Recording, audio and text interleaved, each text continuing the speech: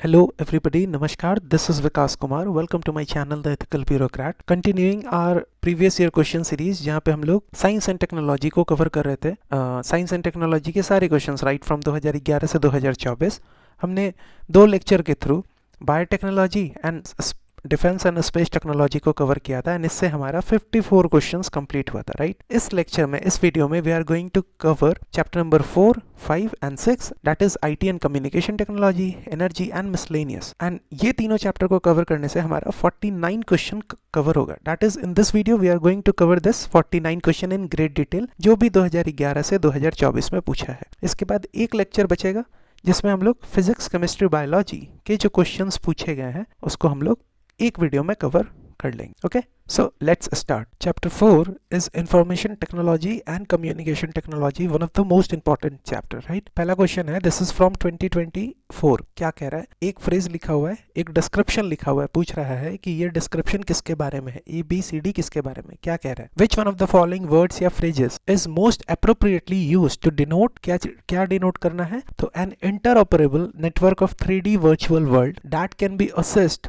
simultaneously by millions of users who can exert property rights over virtual item। जिसको थोड़ा बहुत भी science tech में इंटरेस्ट होगा, जो थोड़ा बहुत भी अगर मतलब PT365 बिना मन के भी अगर पढ़ा होगा ना, वो भी आराम से इसका आंसर सी को सही करता, टिक करता राइट। ये जो स्टेटमेंट कह रहा है ना यहाँ से यहाँ, ये कह क्या रहा है एक्चुअल में? अगर सिंपल भाषा में इसको ऐसे समझते हैं कि एक ऐसा शेयर्ड ऑनलाइन वर्ल्ड है ना जहाँ पे मिलियंस ऑफ पीपल इंटर कर रहे हैं सेम टाइम पे, move around in the 3D virtual spaces, interact with each other, own digital items जैसे कि land, clothes, buildings inside the virtual world. अब ये किसको एक्सप्लेन कर रहा है? ABCD में से, तो आंसर इज मेटावर्स। अब अगर मान लो किसी को नहीं भी पता है एंड फिर भी अगर उसको आंसर तक पहुंचना है कि मेटावर्स होगा या और कोई आंसर होगा, तो देखो बिग डेटा एनालिटिक्स का मतलब क्या होता है? इसका मतलब होता है ना लार्ज सेट ऑफ डेटा को एनालाइज करना, उस प्रोसेस को बोला जाता है big data analytics. Large set of data को एनालाइज करना is big data analytics. Bitcoin वगैरह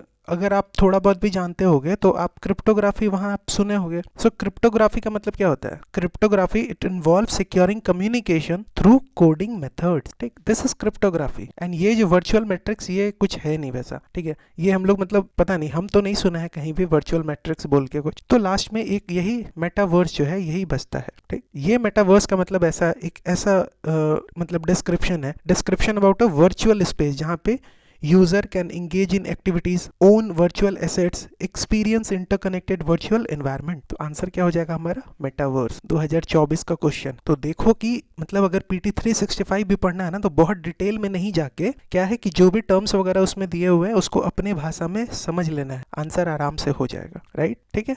वही same thing I have explained here कि मेटावर्स है क्या। तो जो हम आपको बताएं एक ऐसा वर्चुअल स्पेस जहाँ पे यूजर एक दूसरे से इंटरैक्ट कर रहे हैं, वर्चुअल एसेट को ओन कर रहे हैं राइट, मेटावर्स। क्वेश्चन नंबर 2 क्या कह रहा है? This is also from 2024। बोल रहा है कि consider the following activities: identification of narcotics on passengers at airports or in aircraft, monitoring of precipitation, tracking the migration of animals। कह रहा है कि in how many of the above activities can radar be used। तो ये अभी official answer की तो UPSC का आया नहीं है, लेकिन ज़्यादातर लोगों का क्या कहना है? ज़्यादातर लोगों का कहना है कि आंसर जो होगा वो 1, 2, 3 तीनों होगा राइट। कि रडार को कहाँ आप यूज़ कर सकते हो? तो इसमें भी यूज़ कर सकते हैं, नारकोटिक्स को आइडेंटिफाई करने में, प्रेसिपिटेशन को मॉनिटर करने में, माइग्रेशन ऑफ एनिमल को ट्रैकिंग में, माइग्रेशन ऑफ एनिमल के ट्रैकिंग में भी यूज़ किया जा सकता है। बट चूंकि अभी आंसर आया नहीं है ना, तो ये वाले ऑप्शन पे ना मतलब ये वाले स्टेटमेंट पे डाउट है। क्यों? क्योंकि बहुत मतलब स्टैंडर्ड कोचिंग इंस्टीट्यूट्स अपने ऑफिशियल अपने आंसर की में ना इसको आंसर नहीं कंसिडर कर रहे हैं। क्यों? क्योंकि उनको लग रहा है कि नारकोटिक्स को आइडेंटिफाई करने के लिए ना एयरपोर्ट वगैरह में एक्सरे मेथड यूज होता है ना कि रडार। तो इसलिए ये लोग बोल रहे हैं कि 2, 3 आंसर होगा, डेट इज ये। लेकिन जब यहाँ पे कैन लिखा हुआ है ना कि इनमें से कौन से एक्टिविटीज में रडार को यूज किया जा सकता है, तो इस तरीके के क्वेश्चन में जनरली हम लोग पहले भी 2 क्लास कर चुके हैं साइंस टेक के प्रीवियस ईयर क्वेश्चन में। इस तरीके के क्वेश्चन में जनरली आंसर जो है वो ऑल द अबव होता है, ऑल द 3 होगा राइट। तो ठीक है, वेट कर लेते हैं।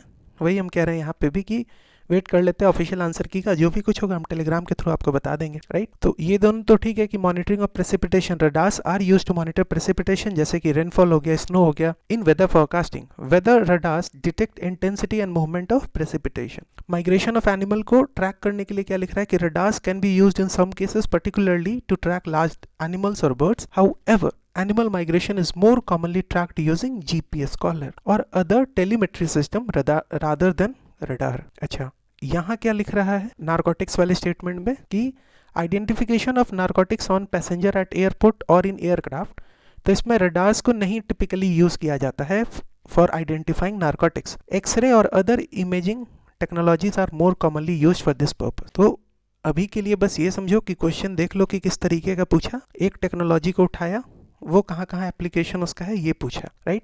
ऑफिशियल आंसर की का वेट करते हैं, अब तो कुछ ही दिन बचा हुआ है, आंसर आता है, हम आपको एग्जैक्ट आंसर क्या होगा वो बता दी। कुछ इंस्टीट्यूट इसको आंसर कंसिडर कर रहे हैं, कुछ इंस्टीट्यूट इसको आंसर कंसिडर कर, ठीक है। Now question number 3, this is from 2023, कह रहा है which one of the following country has its own satellite navigation system. पता है आपको तो ठीक है, नहीं पता है तो फिर इसमें तो कुछ कर किया भी नहीं जा सकता है, जापान आंसर होगा, एंड सिंपल क्वेश्चन है ये, ठीक है। तो Japan has its own satellite navigation system, जिसको QZSS quasi zenith satellite system कहा जाता है, ठीक है। एंड ये बहुत बार हम लोग पढ़े हैं इसके बारे में भी, ठीक है। आप PT 365 भी पढ़ो तो कोई ना कोई कारण से न्यूज में होगा, तो वहां पे भी हमको ये देखने को मिलता है। एंड पूछ रहे कि इनमें से किसका अपना सैटेलाइट नेविगेशन सिस्टम है, तो answer is only Japan, right. Now question number 4, 2022 का क्वेश्चन है, consider the following communication technology. पहला है CCTV, close circuit television, radio frequency identification and wireless local area network. हमसे क्या पूछ रहा है, हमसे पूछ रहा है which of the above are considered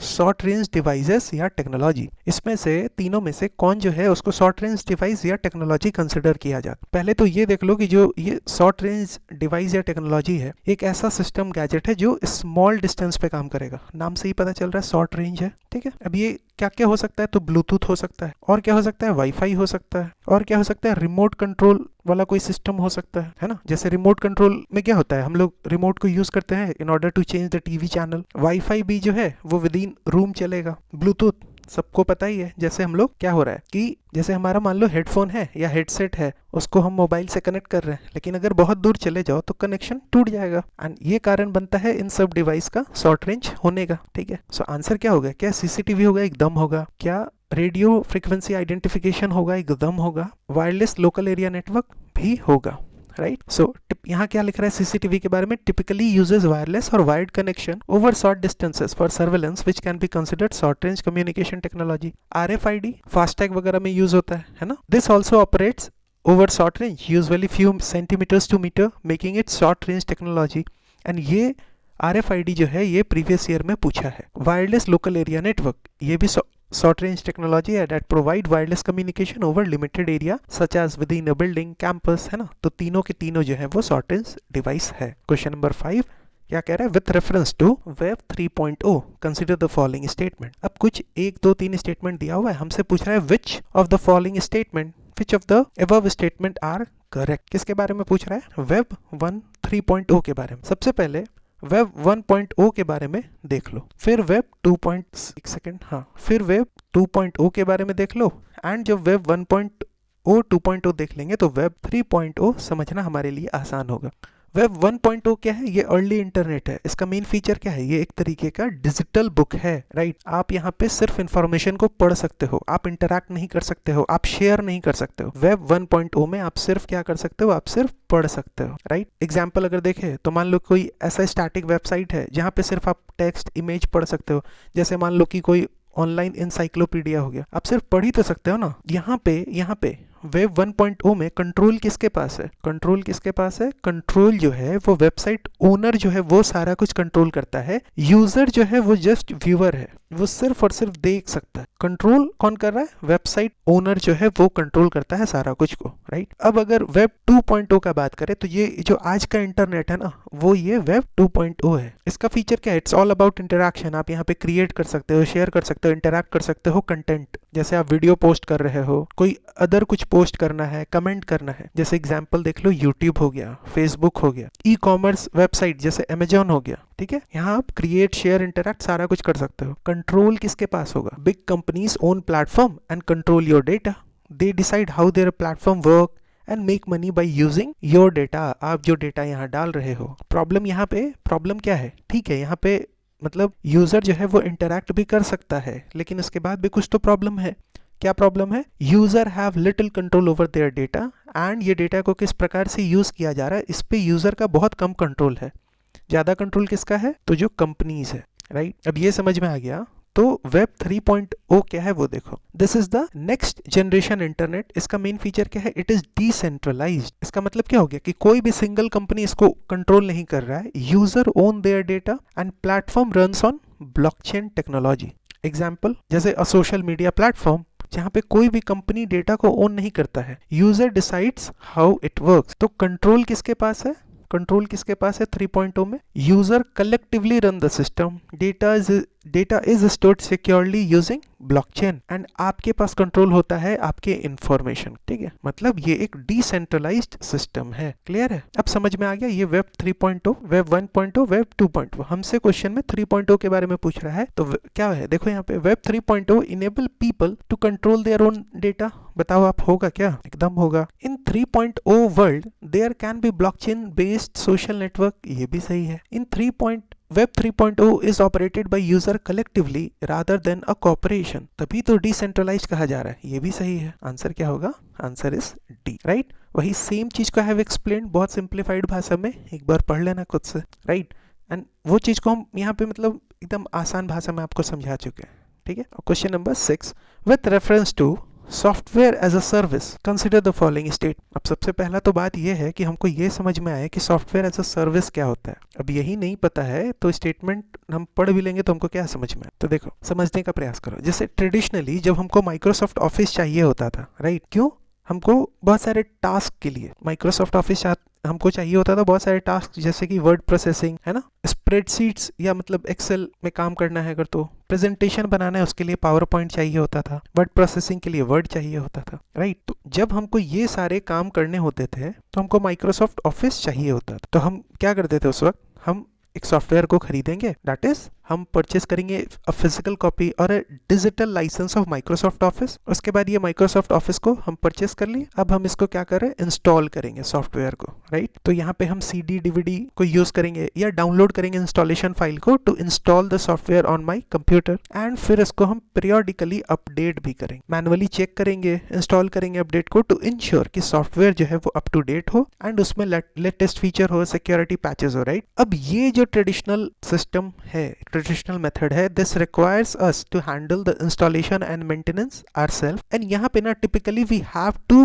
पे फॉर मेजर न्यू वर्जन्स जब भी वो रिलीज होगा, राइट। लेकिन ये तो ट्रेडिशनली बात हो गया। सॉफ्टवेयर एज अ सर्विस में क्या होता है? तो सॉफ्टवेयर एज अ सर्विस जैसे माइक्रोसॉफ्ट ऑफिस 365, यहाँ पे हम सब्सक्राइब करते हैं इस सर्विस में एंड एक्सेस करते हैं इसको online without needing to worry about installation and update. The service provider handle all technical aspects and we can use it from any device with an internet connection. Clear है बात? समझ में आ रहा है? मतलब अगर आपको समझना है ना, तो imagine you need a software for your business or a personal use. Traditionally आप सॉफ्टवेयर खरीदते थे, उसको इंस्टॉल करते थे कंप्यूटर पे, periodically उसको अपडेट करते थे। ये टाइम कंज्यूमिंग होता था, एक्सपेंसिव होता था, right. But with SaaS, that is software as a service, you don't have to worry about all that. Instead, you subscribe to a service that gives you access to the software over internet. You can use it from any device with an internet connection. जैसे कि आप computer ले लो, tablet ले लो, smartphone ले लो, आप किसी भी device से अगर वो डिवाइस पे इंटरनेट चल रहा है तो आप उसको यूज कर सकते हो। For example outlook, for example Hotmail, for example Yahoo, है ना।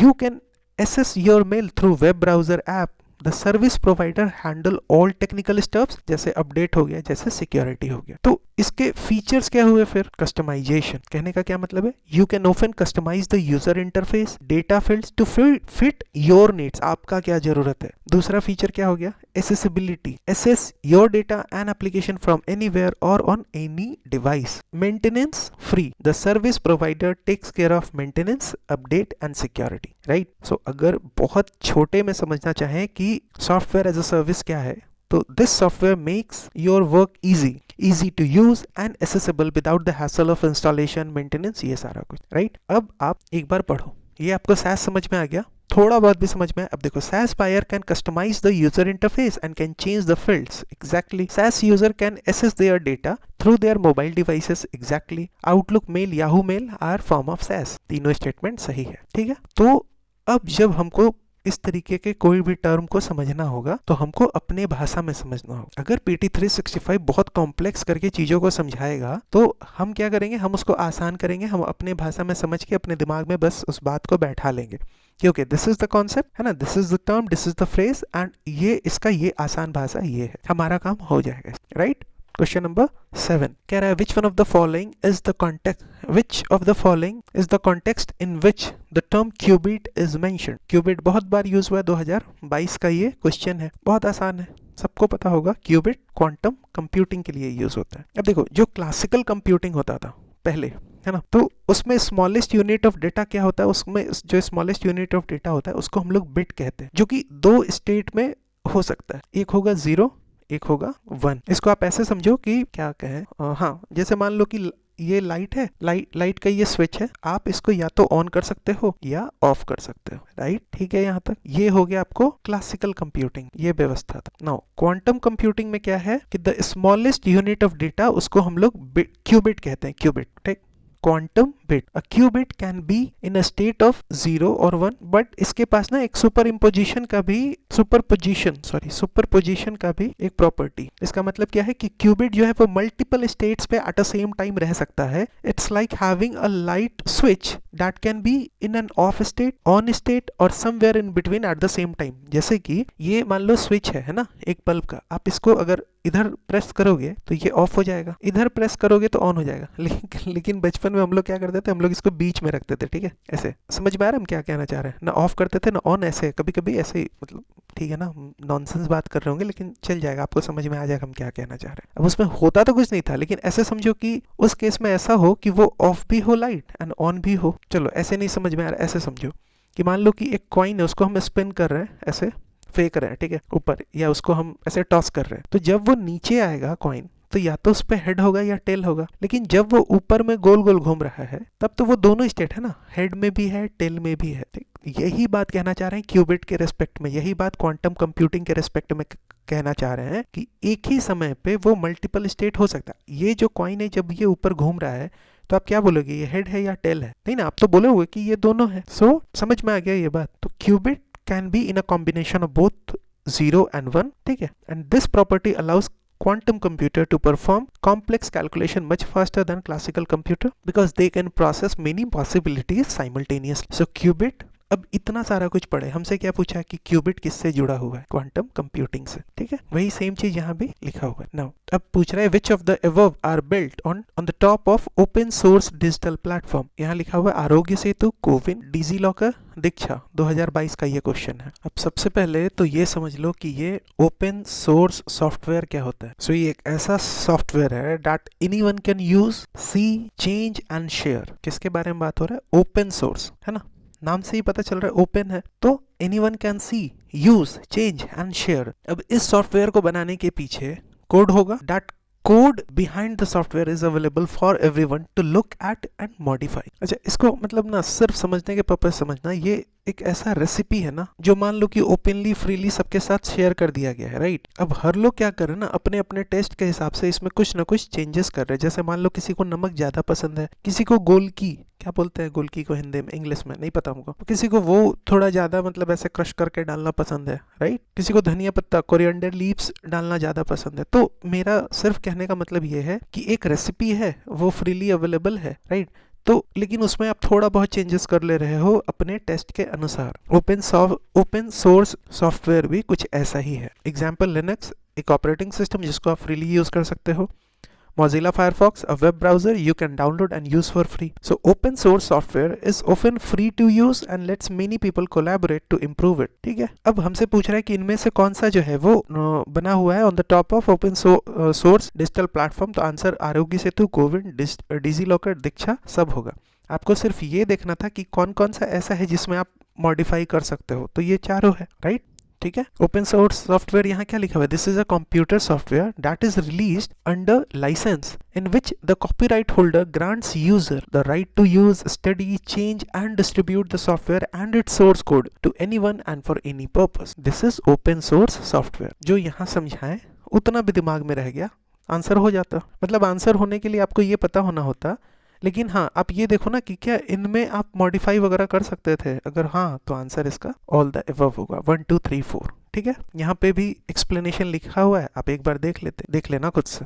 राइट नाउ क्वेश्चन नंबर 9 क्या कह रहा है, in India the term public key infrastructure is used in the context of. Public key infrastructure को कौन से कॉन्टेक्स्ट में यूज किया जाता है इंडिया में? तो सबसे पहले तो ये समझ लो कि ये पब्लिक की इंफ्रास्ट्रक्चर जो है ये एक ऐसा सिस्टम है that helps people protect information on the internet. अगर सिर्फ ये पता होता जो अभी हम बताएं पब्लिक की इंफ्रास्ट्रक्चर, तो आप देखो ABCD आपको कौन सा टिक करना होता, बताओ आप। डिजिटल सिक्योरिटी इंफ्रास्ट्रक्चर, हो गया, काम खत्म, हो गया ना। देखो कितना मतलब दूर दूर तक कोई लेना देना नहीं है, वैसा ऑप्शन दिया हुआ है। हम बार बार वही कह रहे हैं कि जो भी टर्म न्यूज में है उसको अपने भाषा में समझ लेना है। सो पब्लिक की इंफ्रास्ट्रक्चर एक ऐसा सिस्टम है that helps protect information on the internet. इसको आप समझने के लिए ऐसा समझो कि इसमें 2 की होते हैं, एक पब्लिक की एक प्राइवेट की। पब्लिक की एक ऐसा समझो कि ये सबके साथ शेयर है, ये एक तरीके से समझो कि एक पब्लिक एड्रेस है जिसपे सारे लोग मतलब जो है वो आपको लेटर भेज सकते हैं, ऐसा समझो। प्राइवेट की इसको सेपरेट, इसको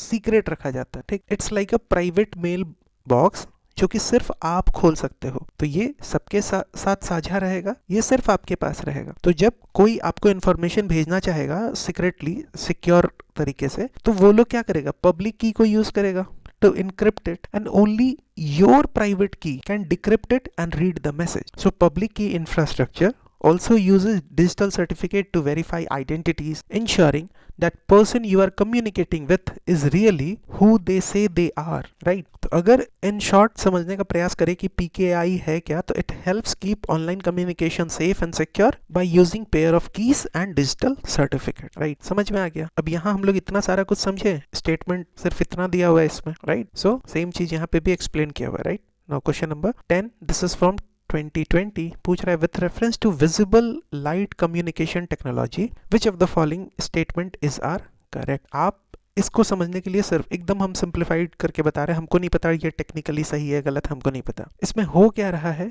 इसमें हो ये रहा है कि अभी क्या होता है, आपके घर में एक राउटर लगा हुआ रहता है एंड आप वाईफाई के थ्रू क्या कर रहे हो, ये आपका मोबाइल हो गया, ये आपका लैपटॉप हो गया, आप उस लैपटॉप पे इंटरनेट यूज कर रहे हो, आपको वीडियो देखना है, चूंकि इस राउटर से कनेक्ट है वाईफाई के थ्रू, तो चलो आपका काम चल रहा है, आप इंटरनेट चला रहे हो। अब ये राउटर को रिप्लेस कर दो, किससे, एक LED बल्ब से जो आपके घर में लगा हुआ है, राइट। अब ये LED बल्ब जो है ना, ये आपको इंटरनेट प्रोवाइड कर रहा है, क्लियर है। तो ऑब्वियसली ये क्या होगा, ये शॉर्ट रेंज के लिए ही होगा, है ना, विजिबल लाइट कम्युनिकेशन टेक्नोलॉजी। अब इसमें ना 1 2 3 4 आपको जो पढ़ना है पढ़ो, बस आप ये सेकंड स्टेटमेंट को देखो एक बार। VLC is known as long range optical wireless technology. हो सकता है, कॉमन सेंस से बताओ, लॉन्ग रेंज हो सकता है ये, नहीं, शॉर्ट रेंज होगा। जैसे ये आप गलत करते हो, आपका आंसर 2 गलत हुआ ना, 2 गलत, 2 गलत, 2 गलत, आंसर इज C134। तो VLC यूज करता है इलेक्ट्रोमैग्नेटिक स्पेक्ट्रम वेवलेंथ 375 to 780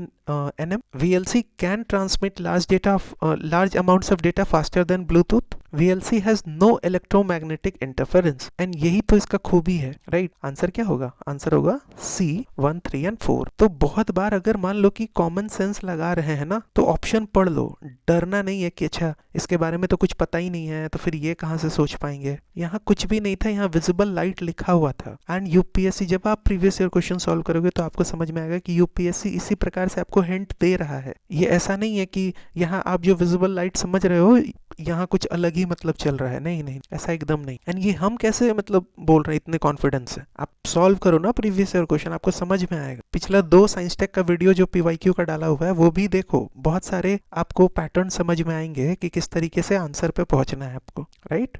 तो यहाँ ये तो तीनों चलो सही है। सेकेंड वाला, VLC is not considered long range. It typically works over short distance such as within a room or office. अब VLC को समझना है तो बस ऐसे समझने का प्रयास करो कि मान लो आप एक रूम में हो जहाँ पे एक स्पेशल LED लाइट लगा हुआ है, स्पेशल एलईडी बल्ब लगा हुआ है, राइट। अब this light bulb not only lights up the room but also sends data to your phone, to your laptop, to your computer. For example, let's say you have a video on your phone that you want to watch. अब instead of using Wi-Fi, आप LED light bulb को on कर रहे हो अपने room में and वो आपको वीडियो भेज रहा है to your phone through its light. अब लाइट बल्ब ब्लिंक करेगा बहुत quickly to send the data much faster than you can see. अब जैसे लाइट ब्लिंक करेगा, आपका फोन का कैमरा जो है ना वो सिग्नल को पिक करेगा, डिकोड करेगा उसको वीडियो में जो आप देखना चाहते हो. So the video is being transmitted to your phone using the light from the bulb. In simple terms, the light bulb is like a messenger that sends information to your phone using light without you even noticing the blinking. ये बहुत simplified में VLC क्या है वो आप समझे अभी, ठीक है. Now question number 11 कह रहा है with reference to blockchain technology. 2020 का क्वेश्चन है, मतलब मैंने ये सबको पता ही है, राइट. इसमें मतलब ज़्यादा दिमाग लगाने का कोई सेंस है नहीं. Consider the following statement. It is a public ledger that everyone can inspect but with no single user control. Correct, यही तो फीचर है इसका. अब ये स्टेटमेंट देखो, ये एक ऐसा स्ट्रक्चर या डिजाइन है ब्लॉकचेन का, blockchain technology. The structure and design of blockchain is such that all the data in it are about cryptocurrency only. तो अगर सिर्फ ब्लॉकचेन टेक्नोलॉजी में सिर्फ क्रिप्टो करेंसी का ही डेटा है तो फिर ब्लॉकचेन टेक्नोलॉजी को हम लोग इलेक्शन में क्यों यूज करना चाह रहे हैं? इलेक्शन प्रोसेस को स्मूदन करने के लिए, सेंसस के प्रोसेस में क्यों यूज करना चाह रहे हैं? अभी थोड़ी देर पहले हम लोग एक क्वेश्चन में भी ब्लॉकचेन के बारे में पढ़े. आप बताओ कौन सा क्वेश्चन था वो? तो सिर्फ क्रिप्टो करेंसी थोड़ी है. जैसे आपको पता चला ये टू गया, इसका मतलब 1 तो 100% सही है. And we all know it is a public ledger that everyone can inspect. Third क्या बोल रहा है कि application that depends on basic feature of blockchain this can be developed without anybody's permission. Decentralized है ना, एकदम होगा. आंसर इज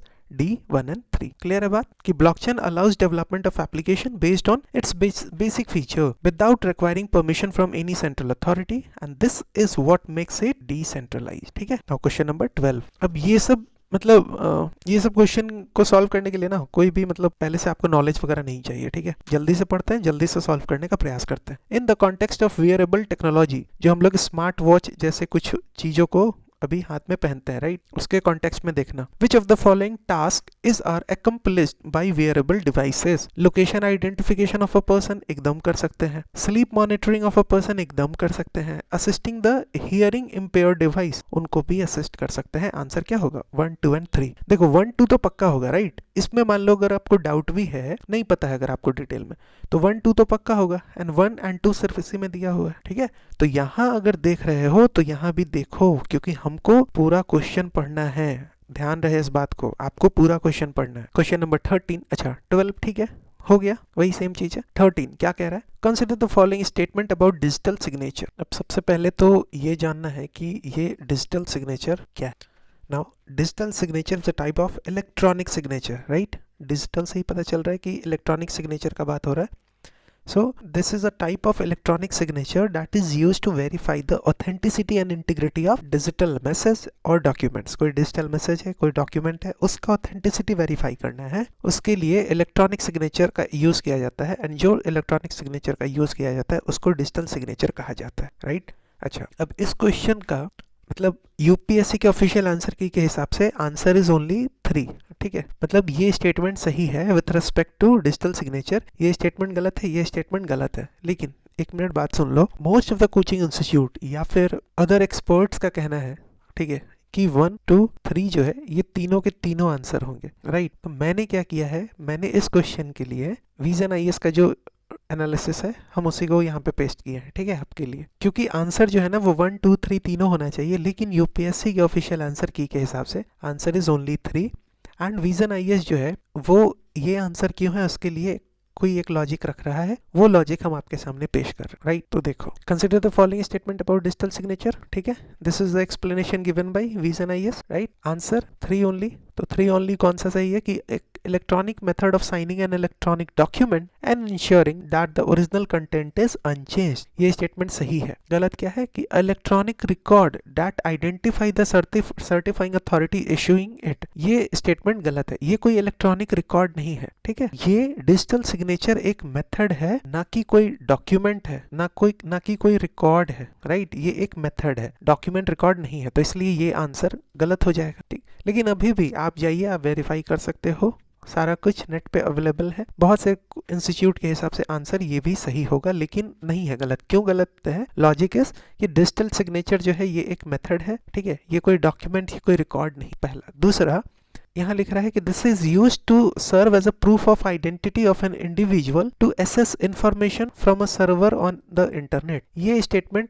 अगर मतलब जनरली भी हम लोग देखें तो हम लोग को लगेगा कि ये स्टेटमेंट भी सही है, लेकिन ये स्टेटमेंट को भी यूपीएससी गलत माना है। यूपीएससी के हिसाब से सिर्फ स्टेटमेंट थर्ड इज करेक्ट। अब देख लो यहाँ क्या लिखा हुआ था विजन आईएएस के डॉक्यूमेंट में कि before explaining the concept of digital signature it is important to let students know that there were some doubts regarding correct answer and opinion were divided between option C and D, है ना। हम आपको पहले ही बताएं कि बहुत लोग इसको सही कह रहे हैं, but as per UPSC official answer key answer is 3 only. Now digital signature जैसा कि माइक्रोसॉफ्ट डिफाइन करता है, this is an electronic encrypted stamp of authentication on digital information, जैसे कि email, macros, electronic document. A signature confirms that the information originated from the signer and has not been altered, वो change नहीं हुआ है।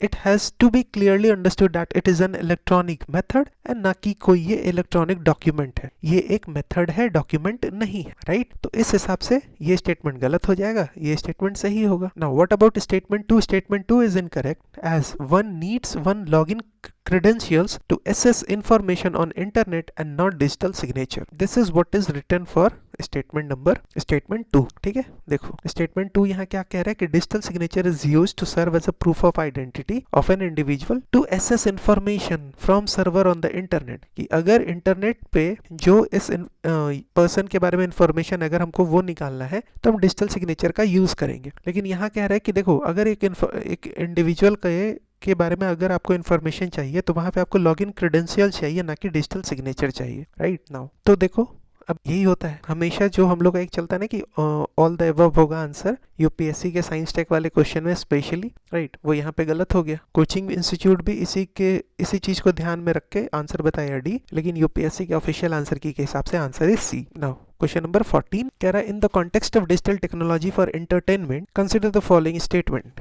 ये 2019 का question. यहाँ पे augmented reality and virtual reality के बारे में कुछ स्टेटमेंट दिया हुआ है। पहले तो ये देख लो कि ऑगमेंटेड रियलिटी, वर्चुअल रियलिटी क्या होता है।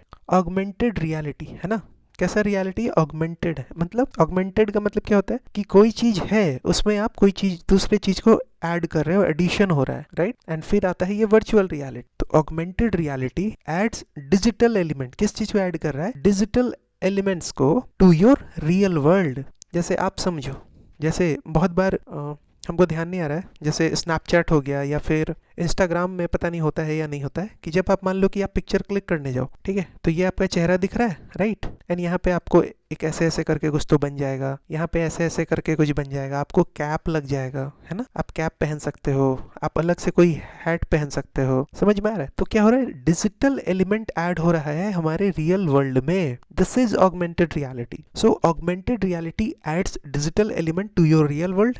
Imagine looking at your phone or wearing special glasses and you see computer generated images or information on the top of what you see in real life. ये cap. For example, when you use a filter on social media app that add fun effects to your face, that is nothing but augmented reality. ठीक, तो फिर ये virtual reality क्या है? Virtual reality creates a completely new digital environment. When you put on a virtual reality headset, you are taken to a different place like a virtual world where you can look around and interact with things as if you were really there. It's like stepping into a video game or a virtual movie. आप जैसे ये headset को पहनोगे, बहुत बार आप लोग कोई movies वगैरह में भी देखे होंगे इस तरह के कॉन्सेप्ट को, तो आप ऐसा कुछ समझो कि आप एकदम इस दुनिया से हटके आप एक अलग दुनिया में चले गए हो। जैसे फॉर एग्जांपल मान लो कि आप वीडियो गेम में आप अंदर जाके आप उसका एक पार्ट बन गए हो, आप एक कैरेक्टर बन गए हो। सो इन शॉर्ट ऑगमेंटेड रियलिटी जो है ना, this enhances the real world with digital stuffs. For example मान लो फिल्टर वगैरह के थ्रू जैसे हैट ऐड कर लिए अपने हेड के ऊपर, while virtual reality puts you in a completely virtual world. इतना समझ में आया? अब देखो क्या कह रहा है in augmented reality a simulated environment is created and physical world is completely shut down. नहीं, फिजिकल वर्ल्ड तो है ही, इसमें एडिशन हो रहा है किसी चीज का, एक नया एनवायरनमेंट नहीं क्रिएट हो रहा है। ये जो एक दे दिया है डेफिनेशन या ये जो पॉइंट लिखा हुआ है ये तो वर्चुअल रियलिटी के बारे में लिख दिया। In virtual reality images generated from computer are projected on to real life object और सराउंडिंग। ये ऑगमेंटेड रियलिटी के बारे में है पॉइंट, यहाँ वर्चुअल रियलिटी लिख दिया, ये भी गलत हो गया। थर्ड देखो, augmented reality allow individual to present in the world and improve experience using camera of a smartphone or PC. This is correct. Virtual reality closes the world, transposes an individual providing complete immersion experience. This is also correct. है ना? आप कहाँ चले गए? आप video game की दुनिया में चले गए। This is virtual reality. Answer क्या होगा? 1 2 गलत, 3 4 सही, आंसर इज बी। ठीक है, वही सेम चीज आई have explained in different words. Now question number 15 का बात करते हैं। इसमें LTE एंड वोल्ट के बारे में पूछा है। क्या कह रहा है कि with reference to communication technologies what is are the differences between LTE that is long term evolution and volt that is voice over long term evolution। 2019 का ये question. LTE is commonly marketed as 4G and volt is commonly marketed as advanced 3G। this is wrong। अब इतना मतलब जियो use करने के बाद भी ये आंसर तो गलत नहीं होना चाहिए। LTE is data only technology and volt is voice only technology। this is also wrong। Correct statement पूछ रहा है, आंसर क्या होगा? डी। दोनों आंसर गलत है। ठीक है, पहला आंसर क्यों गलत है, पहला स्टेटमेंट क्यों गलत है? because long term evolution this LTE is actually marketed as a 4G technology not as 3G technology। and ये volt जो है voice over LTE, this is an advancement this is an enhancement that allows voice call to be made over LTE network but it is still part of 4G technology। तो volt भी 4G technology का part है, LTE भी technology का part है 4G का। यहाँ पे लिख रहा है एडवांस 3G, यहाँ 3G, तो गलत हो गया ना। ठीक है, नो LTE ये जो सेकंड स्टेटमेंट है ये भी गलत है। क्यों गलत है? Because LTE technology that primarily supports high speed data transmission and volt is an extension of LTE that allow voice call to be transmitted over LTE network। but इसका मतलब ये नहीं है कि volt is voice only। समझ में आया? volt जो है this supports both voice and data service simultaneous, right? ठीक है, सेम चीज को आई हैव रिटन हियर, जो समझाए हैं दोनों स्टेटमेंट गलत है, answer is D. Question number 16 देखो ये 2018 में शायद एक दो सेट में ना, दिस वाज शायद एक सेट में this was the first question. ठीक है, एंड ये क्वेश्चन पढ़ते ही लोगों का हालत खराब हो गया। क्यों? क्योंकि एक तो इतना बड़ा बड़ा क्वेश्चन, लोग का दिमाग नहीं काम कर रहा था। बट लेकिन अगर जिनको थोड़ा भी आइडिया था, उस साल बहुत चर्चा में था, आज भी ये चर्चा में है, इंटरनेट ऑफ थिंग्स। आंसर इसका था इंटरनेट ऑफ थिंग्स बी। ठीक है, अब पहले हम लोग ये समझ लेते हैं कि ये है क्या, राइट? उसके बाद हम लोग इसको पढ़ेंगे। उल्टा भी कर सकते हैं, इसको पढ़ के ये यहाँ पे भी देख सकते हैं। लेकिन मान लो कि आपको पता ही नहीं है इंटरनेट ऑफ थिंग्स क्या है, तो फिर कोई सेंस नहीं बनता है ये पढ़ने का। तो पहले समझ लो इंटरनेट ऑफ थिंग्स क्या है। Internet of things refers to network of physical object. ये ऑब्जेक्ट ये ऑब्जेक्ट ये ऑब्जेक्ट है मेरा, मान लो। अब ये एक दूसरे तीसरे से कनेक्टेड है, तो it is a network of physical objects like everyday devices that are connected to internet। These devices can collect and share data making them smart। ठीक है, अगर इंटरनेट ऑफ थिंग्स डिवाइसेस का एग्जांपल देखें तो जैसे smart home devices, things like smart thermostats, lights, refrigerators that you can control with your phone, wearables. अभी इसके बारे में हम लोग एक क्वेश्चन देखे ना, स्मार्ट वॉच। तो वियरेबल्स जैसे कि fitness tracker, smart watch that monitor your health, your activities, smart cities, traffic light, waste management system that adjust based on real time data. ये सारा कुछ आपको इंटरनेट ऑफ थिंग्स के एग्जाम्पल हो गए। थोड़ा बहुत आइडिया लगा क्या हो रहा है कि सारा डिवाइसेस जो है ना, वो एक दूसरे को इन्फॉर्मेशन प्रोवाइड करेगा इंटरनेट की मदद से, मतलब वो स्मार्टली एक्ट कर रहा है डिवाइस, है ना। अब ये चीज अगर पता है, इसी को इंटरनेट ऑफ थिंग्स कहते हैं। अब अगर इतना कुछ पता है आपको, एक बार पढ़ो ये कि when the alarm off your smartphone rings in the morning, ठीक है, जब अलार्म आपका बजता है आपके फोन में सुबह में, तो आप उठते हो and tap it to stop the alarm which causes your geyser to switch on automatically।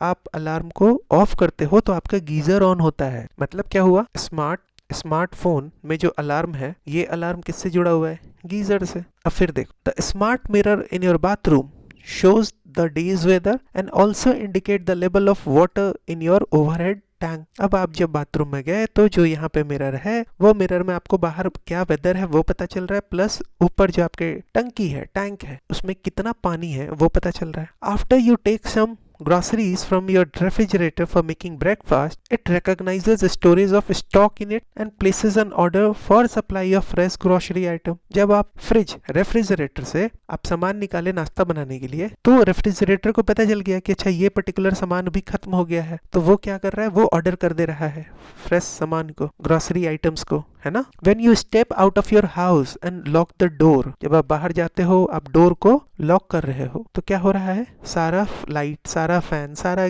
Geyser, AC machine, वो सारे कुछ जो है वो सब कुछ स्विच ऑफ हो जा रहे हैं automatically. On your way to office your car warns you about traffic congestion, जो आगे आपको देखने को मिलेगा, एंड आपको अल्टरनेटिव रूट सजेस्ट कर रहा है। And if you late for a meeting it sends a message to your office accordingly, है ना, कि जब आप कार पे थे तो आपको पहले ही बता रहा है कि देखो आगे में ट्रैफिक है बहुत ज्यादा, तो ये रास्ता ले लिया जाए। एंड जब आप लेट हो रहे हो तो आपके ऑफिस में भी मैसेज चला जा रहा है कि हम थोड़ा सा लेट हो सकते हैं, राइट। ये जो मतलब आपको दिख रहा है कॉन्सेप्ट, ये कॉन्सेप्ट किससे जुड़ा हुआ है, in the context of the emerging communication technology, which of the following term best applies to the above scenario, internet of things. Simple सा बात इतना था कि जो भी चीज है न्यूज में उसको हमको अपने भाषा में समझ लेना, ठीक है, क्लियर है। Internet of things refers to a system जहां पे everyday device like alarm, geyser, mirror, refrigerator and cars are connected to internet and can communicate with each other automatically. इस सिनेरियो में सारे डिवाइस एक साथ काम कर रहे हैं to make life easier by sensing, by automating task and sharing information. This is the core idea of internet of things, internet of things, right. Question number 17, Li-Fi. With reference to Li-Fi recently in news, which of the following statement is are correct? 2016 का question है। Visible light communication पढ़े थे क्या हम लोग? पढ़े थे, ध्यान आ रहा है? उसी को यूज करो। It uses light as a medium for high speed data transmission, correct? It is a wireless technology and is several times faster than Wi-Fi. This is also correct. Answer is both 1 and 2। Li-Fi, light Fidelity, एक ऐसा technology है जो light को use करता है in order to transmit data, provide internet connection. It is similar to wifi, but radio wave को use करने की जगह हम लोग विजिबल लाइट को यूज कर रहे हैं जो एलईडी बल्ब से हमें मिल रहा है, ठीक है, क्लियर है। नाउ आंसर इज सी, देख ही लिए हम लोग। नाउ क्वेश्चन नंबर 18 कह रहा है near field communication technology. With reference to near field communication technology which of the following statement is are correct. पहले तो ये नियर फील्ड कम्युनिकेशन टेक्नोलॉजी क्या है, ये एनएफसी क्या है। This is a wireless communication technology that allows devices to exchange information over very short distance, typically few centimeters. It's like a digital handshake between devices when they are very close to each other. This is called near field communication. कि devices एक दूसरे के साथ exchange तो कर रहे हैं information but at very shorter distance, few centimeters। ये बात अगर पता होता तो अब देखो statement 2 देखो, NFC is designed for use by devices which can be at a distance even of a meter from each other। एकदम नहीं, इतना तो रेंज ही नहीं है। जैसे 2 गलत गलत गलत, अब 3 बचता है, 1 3 बचता है। अब 1 देखो, it is a contactless communication devices that uses electromagnetic radio field. This is correct. NFC can use encryption when sending sensitive information। This is also correct। Answer is C 1 and 3, ठीक है। Now question number 19, in addition to fingerprint scanning, which of the following can be used in biometric identification of a person। 2014 का question, सब हो सकता है। Biometric authentication के लिए आप किसको किसको, आइरिस को स्कैन कर सकते हो, retinal scanning, voice recognition. Answer is D 1 2 and 3, ठीक है। Question number 20, What is the difference between Bluetooth and Wi-Fi devices? अब देखो एग्जैक्ट ये कितना गीगाहर्ट्ज है ये सारा कुछ तो याद रहता नहीं है। जब ये क्वेश्चन पूछा है उस वक्त ब्लूटूथ वाईफाई अभी स्टार्ट हुआ होगा, राइट, या बहुत न्यूज में, तो उसके कारण ये सब पूछा गया। अब तो ये एक तरीके का आउटडेटेड टेक्नोलॉजी है तो पूछेगा नहीं, लेकिन फिर भी देख लो एक बार। पूछ रहा है कि कौन सा डिफरेंस है ब्लूटूथ एंड वाईफाई डिवाइस के बीच में। पहला तो बी वाला देखो कि Bluetooth is used for wireless local area network only, जबकि WiFi is used for wireless wide area network only. अब ये गलत क्यों है? Because Bluetooth is typically use for short range communication like connecting headphone और keyboard which are not form of LAN wide wireless local area network. समझ में आ रहा है? जबकि WiFi is use for wireless local area network and not wide, not wide wireless area network, इसके कारण ये स्टेटमेंट गलत हो जाता है। सी वाला इंफॉर्मेशन देखो, स्टेटमेंट देखो कि when information is transmitted between two devices using Bluetooth technology, the devices have to be in line of sight of each other, but when wifi technology is used, the device need not to be in the line of sight of each other. ये भी statement गलत है। The Bluetooth does not require a line of sight, it can work through walls and through other obstacles. इतना तो हम सबको पता है ना कि दिखना जरूरी है। आप इस रूम में हो, दूसरे रूम में हो, फिर भी ब्लूटूथ काम करता है कि नहीं करता है, आप खुद बताओ। Similarly wifi also does not require a line of sight and can be transmitted through wall, है ना। Wifi can also transmit through walls, तो ये भी स्टेटमेंट गलत हो जाए। वाईफाई के बारे में तो ठीक लिख रहा है, लेकिन ब्लूटूथ के बारे में लिख रहा है कि लाइन ऑफ साइट में होना चाहिए, तो ऐसा नहीं है डिवाइस के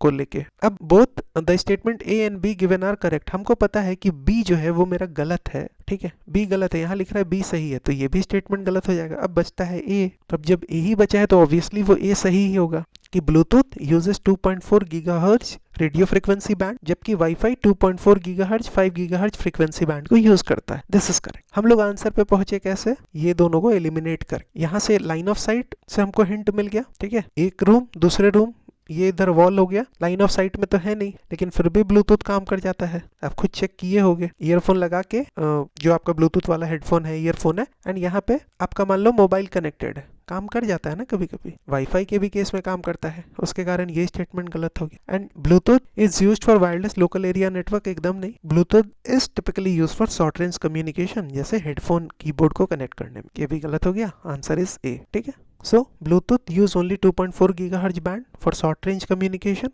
Wi-Fi either 2.4 या 5 GHz frequency band for longer range internet access. अब question number 21. This is the last question of this particular chapter, IT and communication technology. Virtual private network, ये VPN क्या होता है? VPN बहुत सुने हम लोग, ठीक। 2011 में न्यूज में था, पूछा what is virtual private network. So it is a service that help you stay safe and private online. It does this by creating a secure encrypted connection between your device and the internet. It's like a private tunnel that hides your online activities from others. जब आप VPN को use करते हो तो आपका internet traffic is sent through this secure tunnel, making it hard for anyone to see what you are doing or where you are located. In short, VPN keeps your internet use private and secure. अब अगर इतना पता है तो statement B को पढ़ो। It is a computer network across public internet that provide user access to their organization network while maintaining security of information transmitted. इसको simple ऐसे समझो, सिर्फ समझाने के पर्पज समझा रहे, ठीक है, कि ये मान लो इंटरनेट है, ठीक, इससे ये आदमी कनेक्टेड है, अच्छा ये हो गया इंटरनेट, राइट, और ये एक ऐसा समझ लो कि टनल है, ये देखो ये एक टनल है, ठीक है। अब क्या हो रहा है कि ये एक आदमी को इन्फॉर्मेशन लेना है इंटरनेट से, तो वो भी ऐसे यूज कर रहा है। दूसरा आदमी को लेना है इन्फॉर्मेशन, तो वो भी इसी टनल को यूज कर रहा है। तीसरे आदमी को इन्फॉर्मेशन लेना है तो वो भी इसी टनल को यूज कर रहा है। चौथे आदमी को इन्फॉर्मेशन लेना है तो वो भी इसी टनल को यूज कर रहा है। हर आदमी एक दूसरे के बारे में जान सकता है, राइट। जब आप VPN यूज करते हो तब आप अलग कुछ टनल यूज कर रहे हो, ऐसा समझो, जिसके बारे में इन लोगों को पता नहीं चल। क्लियर है नाउ? ये जो पहला बोल रहा है ना, तो ये तो आंसर हो गया हमारा पहला। अब जो पहला स्टेटमेंट है कि VPN is a private computer network of organization, जहां पे remote user can transmit encrypted information through server of organization, ये गलत है। क्यों? Because this statement is partly correct. It does not fully capture the essence of VPN. When it mention encrypted information, तो ठीक है, encrypted information यहाँ तक तो ठीक है। It does not emphasize the aspect of using a public internet to access the internet securely. ठीक है, तो ये statement तो गलत हो जाएगा। And वैसे भी ये statement ज़्यादा comprehensive है security maintain करने का बात कर।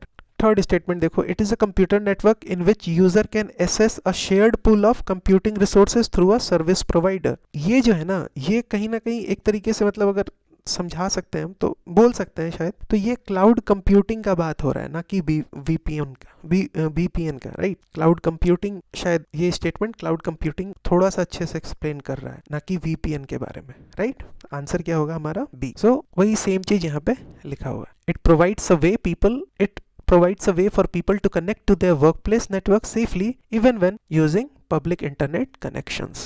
ठीक है, now let's see our chapter number 5, that is energy. First question, this is from 2024. क्या कह रहा है? Consider the following material: agricultural residue, corn grain, wastewater treatment sludge, wood meal waste. पूछ रहा है which of the above can be used as feedstock for producing sustainable aviation fuel. अब ये feedstock क्या होता है कि सस्टेनेबल एविएशन फ्यूल को बनाना है, ठीक है, प्रोड्यूस करना है, उसके लिए आप कौन कौन से चीज को फीडस्टॉक के रूप में यूज कर सकते हो। फीडस्टॉक मतलब क्या हो गया, एक तरीके का रॉ मटेरियल। जैसे अगर हमको शुगर बनाना है, राइट, तो शुगर केन जो है वो फीडस्टॉक कहलाएगा। समझ में आ रहा है? पेपर बनाना है तो वुड जो है वो फीडस्टॉक कहलाएगा। तो फीडस्टॉक का मतलब समझ में आ गया, एक तरीके का रॉ मटेरियल है और कुछ नहीं। किस चीज के लिए रॉ मटेरियल का बात हो रहा है, तो सस्टेनेबल एविएशन फ्यूल। एविएशन से समझ में आ रहा है, एयरप्लेन के फ्यूल का बात हो रहा है। तो sustainable aviation fuel is a type of fuel for airplanes that is made from the things found in nature, ना कि fossil fuel से, like petroleum। तो ये जो सस्टेनेबल एविएशन फ्यूल है वो ऐसे चीजों से बन रहा है जो कि नेचर में मिल रहा है, ना कि फॉसिल फ्यूल से बन रहा है जैसे कि petroleum, right. And this sustainable aviation fuel helps reduce pollution and this is better for environment, right. अब हमसे पूछ रहा है कि ये आपको बनाना है, राइट, सस्टेनेबल एविएशन फ्यूल। अब इनमें से आप किसको as feedstock, as raw material आप यूज करोगे। आंसर क्या होगा, 1, 2, 3 एंड 4, ठीक है। यूपीएससी का ऑफिशियल आंसर की आया नहीं है, ये 2024 का क्वेश्चन है, आया नहीं है, लेकिन सारे इंस्टीट्यूट के हिसाब से आंसर यही है, ठीक है। Answer is 1, 2, 3 and 4। उसका कारण क्या है, देखो 1 तो पक्का होगा, 2 पक्का होगा, अगर 1 होगा तो 2 पक्का होगा, राइट। 4 पे भी लोग श्योर है, मतलब 1, 2, 4 तो पक्का होगा। अब 1, 2, 4 जो है वो सिर्फ एक ऑप्शन यही है जिसमें ये होगा। अगर वेस्ट वाटर ट्रीटमेंट स्लज, ये पता नहीं होगा नहीं होगा नहीं पता, लेकिन 1, 2, 4 पक्का होगा। एंड 1, 2, 4 जो है वो सिर्फ और सिर्फ ऑप्शन नंबर सी में दिया हुआ है, ठीक है। Answer is C. नाउ यहाँ क्या लिख रहा है कि all materials listed,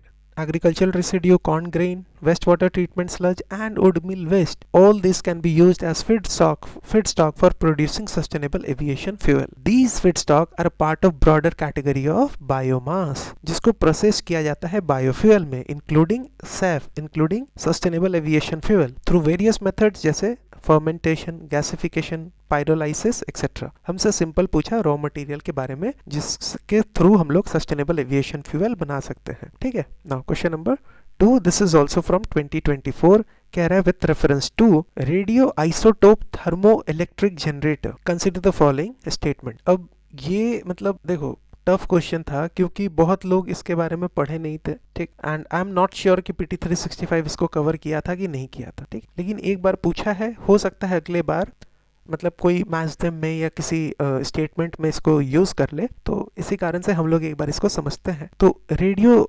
isotope thermo electric generator अगर बहुत सिंपल भाषा में समझने का प्रयास करें तो ये एक स्पेशल टाइप का बैटरी है that generate electricity using heat from radioactive material। तो ये इलेक्ट्रिसिटी कहाँ से जनरेट कर रहा है, हीट से। वो हीट कहाँ से आ रहा है, रेडियो एक्टिव मटेरियल से आ रहा है। तो ये जो radio isotope thermo electric generator है, आरटीजी है, this generate electricity using natural radio active decay, कोई फ्यूजन वगैरह नहीं हो रहा है, ठीक है। तो यहाँ क्या लिखा हुआ है, RTG are miniature fusion reactor, this is wrong. RTG are used for powering onboard systems of spacecraft, this is correct. RTG use करता है प्लूटोनियम 238 को, which is a by product of weapons development, this is also correct. अब ये RTG जो है ये काम कैसे करता है, तो देखो सबसे पहले हम बताएं आपको रेडियो एक्टिव मटेरियल के बारे में। ये रेडियो एक्टिव मटेरियल एक तरीके से फ्यूल का काम करता है, ठीक। अब जो आरटीजी है मेरा, इसके अंदर में there is a special substance जिसको कहा जाता है प्लूटोनियम 238, एंड ये स्लोली ब्रेक डाउन होता है जिससे क्या होता है, हीट रिलीज होता है, ठीक है। क्लियर है बात। Now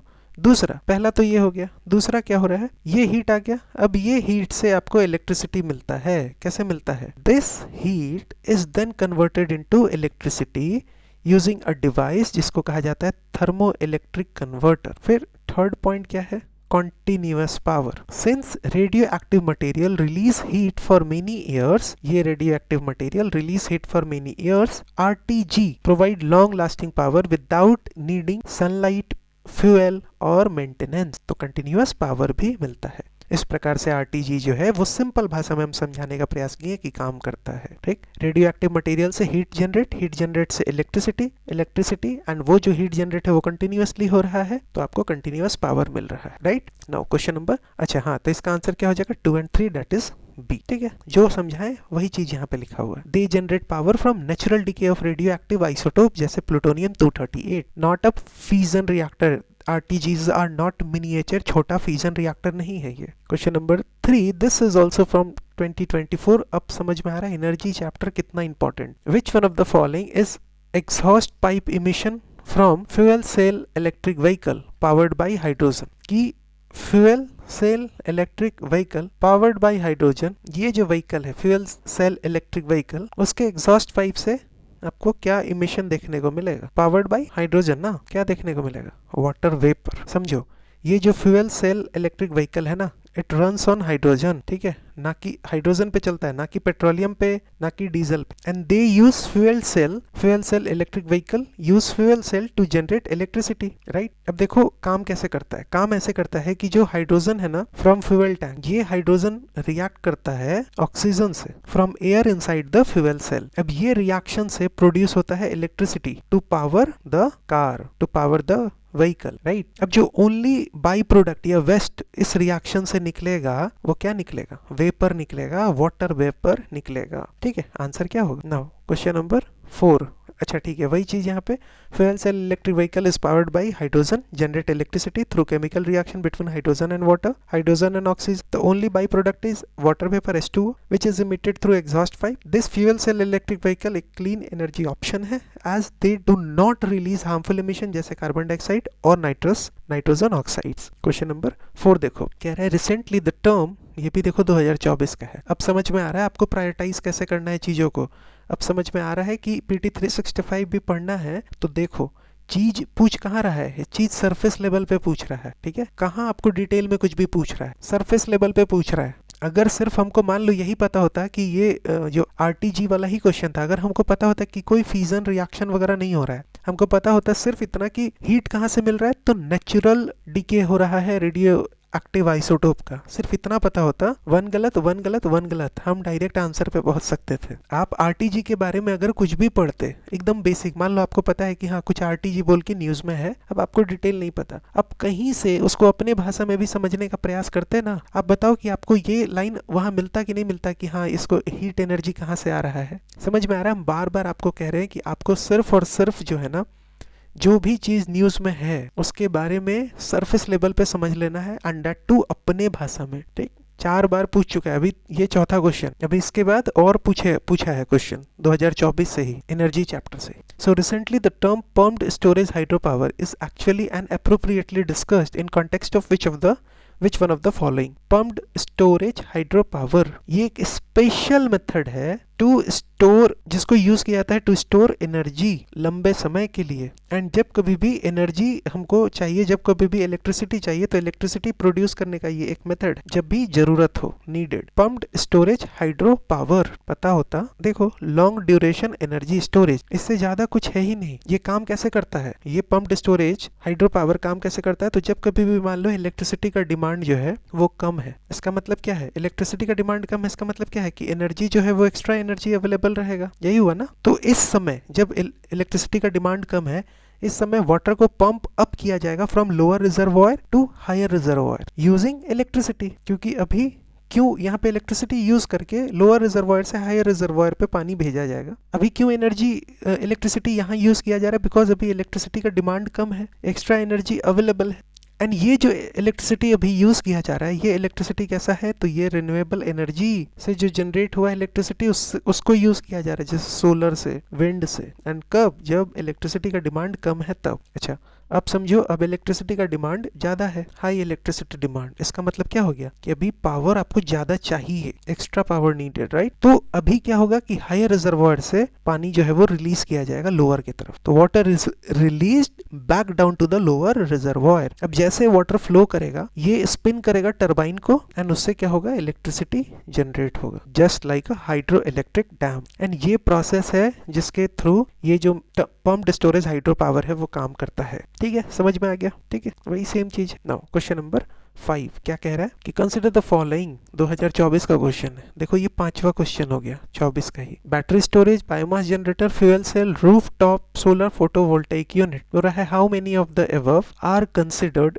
distributed energy resources. पहला ये डिस्ट्रीब्यूटेड एनर्जी रिसोर्सेज, ये क्या होता है, ये स्मॉल स्केल इलेक्ट्रिसिटी जनरेटिंग या स्टोरेज सिस्टम है, ठीक है। ये क्या है, this is small scale electricity generating या स्टोरेज सिस्टम है that are placed close to जहाँ पे इलेक्ट्रिसिटी का जरूरत है। इस सिस्टम को कहाँ रखा जा रहा है? इलेक्ट्रिसिटी जनरेट करने का सिस्टम है स्मॉल स्केल लेवल पे, इलेक्ट्रिसिटी स्टोर करने का सिस्टम है, एंड इस सिस्टम को रखा कहाँ जा रहा है? जहाँ इलेक्ट्रिसिटी का जरूरत है, rather than in big power plant. Big power plant में इसको नहीं रख के कहाँ रखा जा रहा है? जहाँ इलेक्ट्रिसिटी का जरूरत है हमको, इसीलिए डिस्ट्रीब्यूटेड नाम लिखा हुआ है। समझ में आ रहा है? They help make electricity supply more reliable, more sustainable. अब पूछ रहा है कि इसमें से आप किसको किसको यूज कर सकते हो, तो बैटरी स्टोरेज कर सकते हैं ना। डिस्ट्रीब्यूटेड एनर्जी रिसोर्स जो हम यहाँ समझा रहे हैं, स्मॉल स्केल पे इलेक्ट्रिसिटी जनरेट करना, स्टोर करना, उसको वहाँ यूज करेंगे, उसको वहां पे प्लेस करेंगे जहां पे इलेक्ट्रिसिटी का हमको जरूरत है। तो क्या ये काम बैटरी स्टोरेज के थ्रू नहीं होगा? बायोमास जनरेटर के थ्रू नहीं होगा?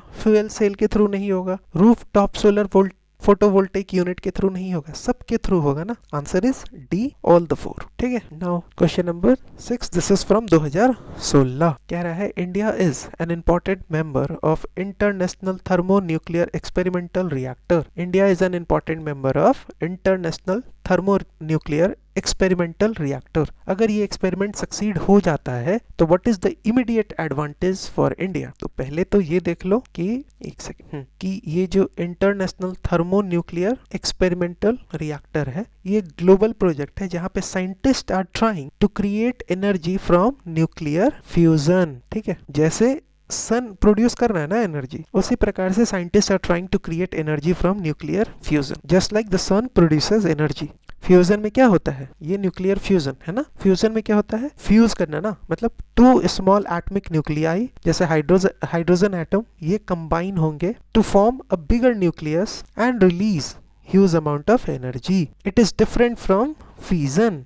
कैसे? फिजन नाम से पता चल रहा है टूट रहा होगा कोई चीज। Which is used, this fission is used in today's nuclear power plant, जहां पे लार्ज एटम जैसे यूरेनियम जो है वो स्प्लिट करता है। फ्यूजन जो है ना, ये this fusion is cleaner, safer and produces much more energy than fission. Fusion cleaner है, सेफर है एंड प्रोड्यूस करता है ज्यादा एनर्जी फ्यूजन के रेस्पेक्ट में। अब देखो ये बेनिफिट कैसे करेगा इंडिया को, ये ITER आपको दिमाग में है ना, क्या है ये? ग्लोबल प्रोजेक्ट जहां scientist are trying to create energy from nuclear fusion. ठीक है, अब ये बेनिफिट कैसे करेगा इंडिया को? इफ ITER सक्सीड्स, कंट्रीज जैसे India will learn how to build fusion reactor for power generation. Fusion power could provide unlimited clean energy without dangerous nuclear waste like in fission. तो fission में जिस प्रकार का nuclear waste generate होता है, वैसा nuclear waste यहाँ पे बिना जनरेट किए फ्यूजन आपको बहुत ज्यादा मात्रा में एनर्जी प्रोवाइड करे। ठीक है, आंसर क्या होगा इसका? What is the immediate advantage? It can build fusion reactor for power generation. पहला स्टेटमेंट क्या बोल रहा है? It can use thorium in place of uranium for power generation. ये चीज तो फ्यूजन से जुड़ा हुआ है, ITER में तो फ्यूजन का काम हो रहा है, तो ये स्टेटमेंट तो वैसे भी गलत हो जाएगा। It can attain a global role in satellite navigation. अरे ये न्यूक्लियर एनर्जी से जुड़ा हुआ है ITER कॉन्सेप्ट, कहाँ यहाँ सैटेलाइट और ये वो सारा कुछ आ रहा है, ये भी गलत हो गया। It can drastically improve the efficiency of its fusion reactor in power generation. पढ़ चुके ना, ITER फ्यूजन से जुड़ा हुआ है। Fusion and fission are completely different process, right? Answer is D, same चीज को एक्सप्लेन करा है। Now question number 7, this is from 2015। कह रहा है with reference to fuel cells in which hydrogen rich fuel and oxygen are used to generate electricity, consider the following statement. अब सबसे पहले तो ये देख लो कि ये फ्यूल सेल क्या होता है। सो fuel cells generate electricity using chemical reaction between hydrogen, जो कि आपका फ्यूल हो जाएगा, एंड ऑक्सीजन, जो कि आपको कहाँ से मिलेगा? Air, without burning them, right? तो रिएक्शन होगा हाइड्रोजन के बीच एंड ऑक्सीजन के बीच, हाइड्रोजन फ्यूल, ऑक्सीजन एयर से। ठीक है, दिस इज फ्यूल सेल। इस प्रकार से फ्यूल सेल में काम होगा। अब देखो यहाँ पे, अब एक एक स्टेटमेंट पढ़ो, क्या कह रहा है? Consider the following statement. If pure hydrogen is used as a fuel, the fuel cell emit heat and water as by product. This is correct. दूसरा, fuel cell can be used for powering building and not for small devices like laptop computer। क्यों नहीं हो सकता? This is wrong। Fuel cell can be scaled up और scale down depending on the need. They can be used in car, अभी देखे थे हम लोग फ्यूल सेल इलेक्ट्रिक व्हीकल, अभी जस्ट क्वेश्चन देखा हमने, है ना? तो वो कार, बस, building, even small electronic devices जैसे लैपटॉप, स्मार्टफोन, इसमें भी यूज हो सकता है। तो ये स्टेटमेंट गलत हो गया। Third statement is fuel cell produce electricity in the form of alternating current. This is also wrong. Fuel cell जो है ये डायरेक्ट करंट प्रोड्यूस करता है, ना कि अल्टरनेटिंग करंट। अगर अल्टरनेटिंग करंट का जरूरत होगा, जैसे घर में जरूरत होता है, जैसे ग्रिड ग्रिड्स में जरूरत होगा तो वहां पे इन्वर्टर यूज किया जाएगा to convert DC to AC, right. Direct current को अल्टरनेटिंग करंट में बदलने के लिए इन्वर्टर को यूज किया जाएगा। आंसर क्या होगा? वन ओनली, ठीक है। Explain here everything. Now question number 8 देखो, with reference to technology for solar power production consider the following statement. देखो एक एक करके सोलर पावर प्रोडक्शन को लेके पूछ रहा है। फोटोवोल्टेइक्स इज अ टेक्नोलॉजी, 2014 का क्वेश्चन है। Photovoltaics is a technology that generate electricity by direct conversion of light into electricity, जबकि solar thermal is a technology that utilizes sun rays to generate electricity which is further used in electricity generation processes. This is correct. Photovoltaics के बारे में क्या बोल रहा है कि एक ऐसा टेक्नोलॉजी है जो इलेक्ट्रिसिटी जनरेट कर रहा है। कैसे? By direct conversion of light into electricity. जबकि सोलर थर्मल क्या कर रहा है? सोलर फोटोवोल्टेइक्स के बारे में क्या लिखा कि इलेक्ट्रिसिटी कैसे जनरेट हो रहा है, तो लाइट को कन्वर्ट किया जा रहा है इलेक्ट्रिसिटी में फोटोवोल्टेइक्स की मदद से, ठीक। सोलर थर्मल के बारे में क्या लिख रहा है कि यहाँ पे सन रे को यूटिलाइज किया जा रहा है। सोलर थर्मल में सन रे को यूटिलाइज किया जा रहा है टू जनरेट हीट। अब this heat is further used to produce electricity. Clear है? तो this statement is correct. Now second, photovoltaics generate alternating current. गलत हो गया। फोटोवोल्टेइक जो है वो डीसी डायरेक्ट करंट वो जनरेट करता है। The electricity produced by photovoltaic cell is direct current. And फिर इन्वर्टर यूज किया जाएगा एसी में कन्वर्ट करने, अगर हमको घर में, बिजनेसेस में, ग्रिड्स में यूज करना है तो, जो अभी हम थोड़ी देर पहले भी आपको पता है। थर्ड, तो ये गलत हो गया। थर्ड क्या कह रहा है कि India has a manufacturing base for solar thermal technology but not for photovoltaics. This is also wrong. इस पे अगर सोलर थर्मल टेक्नोलॉजी पे बात भी होता तो थोड़ा सा चलो ठीक है, आप सोच सकते थे कि आपको पता नहीं सोलर थर्मल टेक्नोलॉजी का मैन्युफैक्चरिंग बेस है या नहीं है, लेकिन फोटोवोल्टेइक्स का तो मतलब है ही ना मैन्युफैक्चरिंग बेस इंडिया में। इसके बारे में मतलब अगर ऐसा दिया होता कि तो शायद हम कंफ्यूज होते, लेकिन यहाँ तो डायरेक्टली लिख दिया है कि India has manufacturing base for solar thermal technology but not for photovoltaics. अरे फोटोवोल्टेइक्स के बारे में तो है, एंड ये सबको पता होता है, थोड़ा बहुत भी जिन्होंने फोटोवोल्टेइक सेल के बारे में पढ़ा है, राइट। सो इंडिया में दोनों का मैन्युफैक्चरिंग बेस है for solar thermal technology and photovoltaics. India has been actively involved in both areas of solar energy technology. Clear है बात? तो आंसर क्या होगा?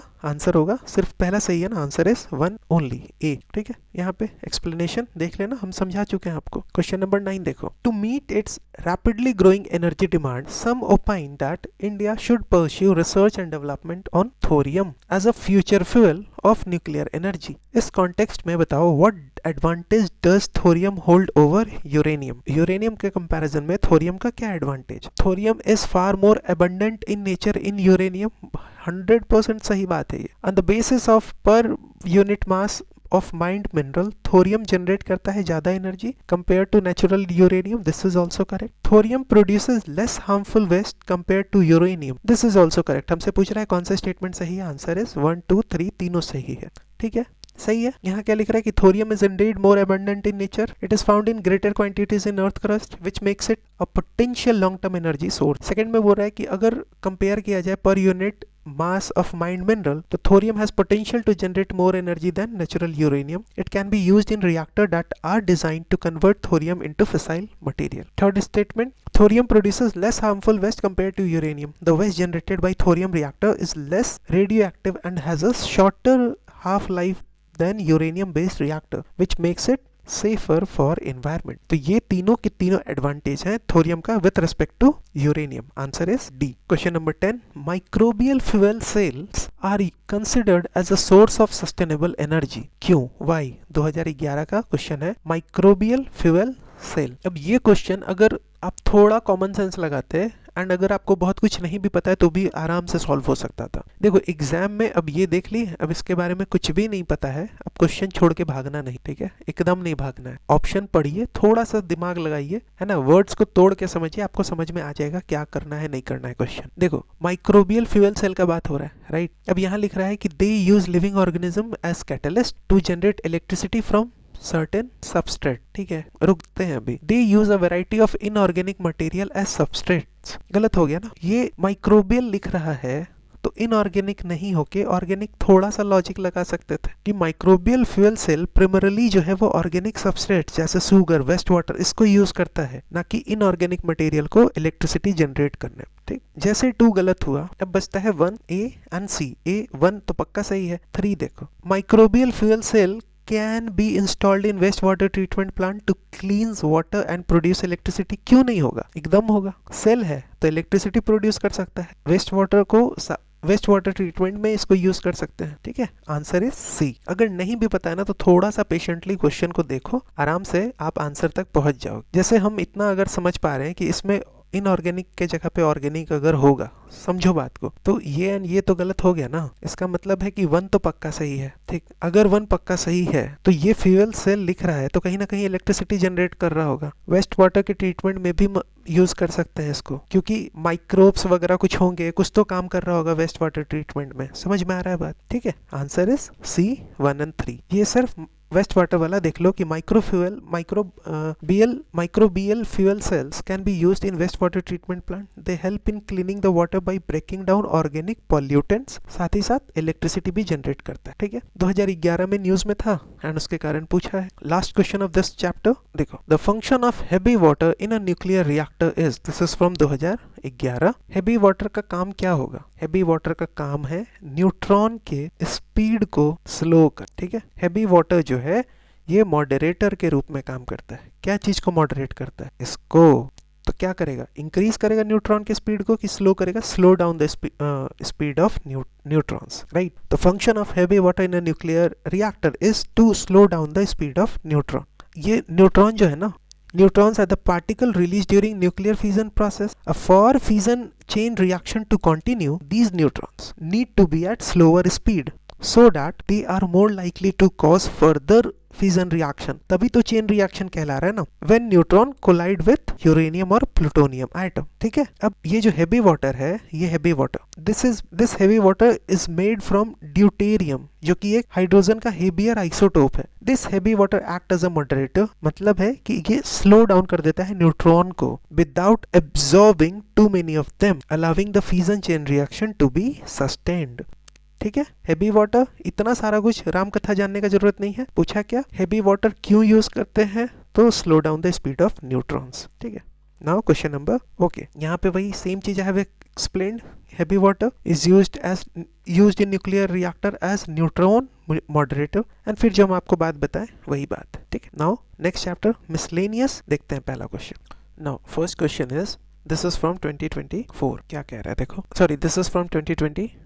पहला question, consider the following statement. बोल रहा है other than those made by humans nano particle do not exist in nature. Second statement, nano particles of some metallic oxides are used in manufacture of some cosmetics. Nano particles of some commercial product which enter environment are unsafe for human. अब इसमें ये दोनों statement तो ठीक है कि nano particle जो है कुछ कमर्शियल प्रोडक्ट के वो एनवायरनमेंट में एंटर करते हैं एंड वो अनसेफ है ह्यूमन के लिए, ठीक है। Nano particles of some metallic oxides are used in manufacture of some cosmetics, ये भी सही है। ये देखो, other than those made by humans nano particle do not exist in nature. आप खुद बताओ ये कुछ मतलब फालतू सा स्टेटमेंट है या नहीं है? आंसर क्या होगा? डी, 1 गलत 1 गलत। एंड कॉस्मेटिक्स में भी यूज होता है। नैनो पार्टिकल्स क्या है? Nano particles are extremely tiny particles that measure between 1 and 100 nanometers in size. अगर आइडिया लो ना तो 1 मीटर का 1 मिलियंथ जो है ना वो नैनोमीटर होता है। These particles are so small that they can't be seen with naked eye and they have unique properties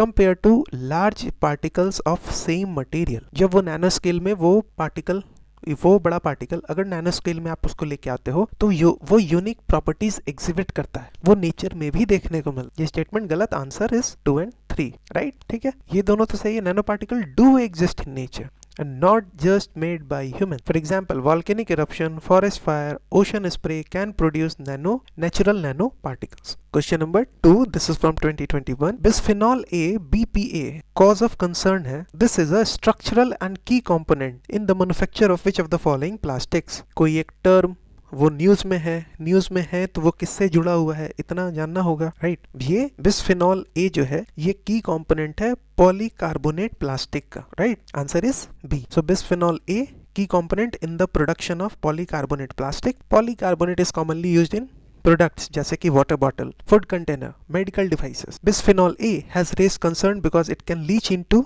food and drink from containers made with polycarbonate, potentially leading to health risk. अब other जो plastics mention है जैसे ये less density polythene, this does not contain BPA. This polyethylene terephthalate, this is used in plastic bottle but does not contain BPA. Polyvinyl chloride PVC, this is different type of plastic and does not use BPA in its production. Answer is polycarbonate plastic. ये देखो, triclosan consider harmful when exposed to higher level for longer time. Triclosan consider harmful when exposed to high level for long time is most likely present in which of the following. देखो कुछ unique सा नाम है, news में appear हुआ, पूछ लिया, ये टॉयलेटरीज में आपको देखने को मिलता है, राइट. सो ट्राइक्लोसन एक एंटी माइक्रोबियल एजेंट है commonly found in personal care products such as toothpaste, soap, deodorants, other toiletries. It is used for its ability to reduce or prevent bacterial contamination. However, there are concerns about its potential harmful effect when exposed to high level over long period, including its impact on environment and human health. Food preservative do not typically contain triclosan. Fruit ripening substance do not involve triclosan. Reused plastic container may contain other chemical, लेकिन triclosan ये नहीं contain करता है. कौन contain करता है? Toiletries. So triclosan जो है वो commonly टॉयलेटरीज में फाउंड होता है.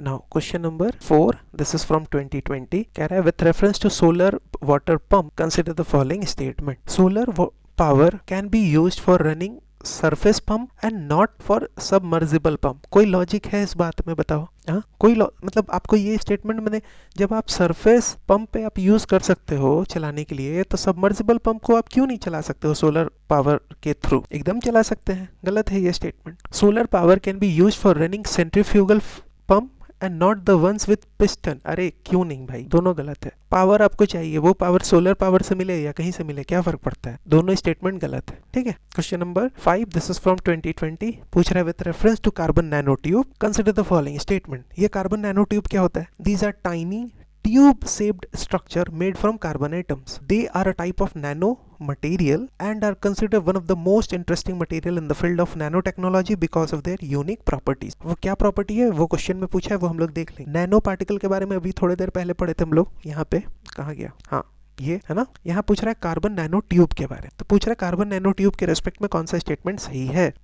वो रहे they can be used as carriers of drug and antigen in the human body. हाँ, they can be made into artificial blood capillaries for an injured part of a human body. एकदम कर सकते हैं. They can be used in biochemical sensor. Yes, carbon nanotubes are biodegradable. This is also correct. Answer is D.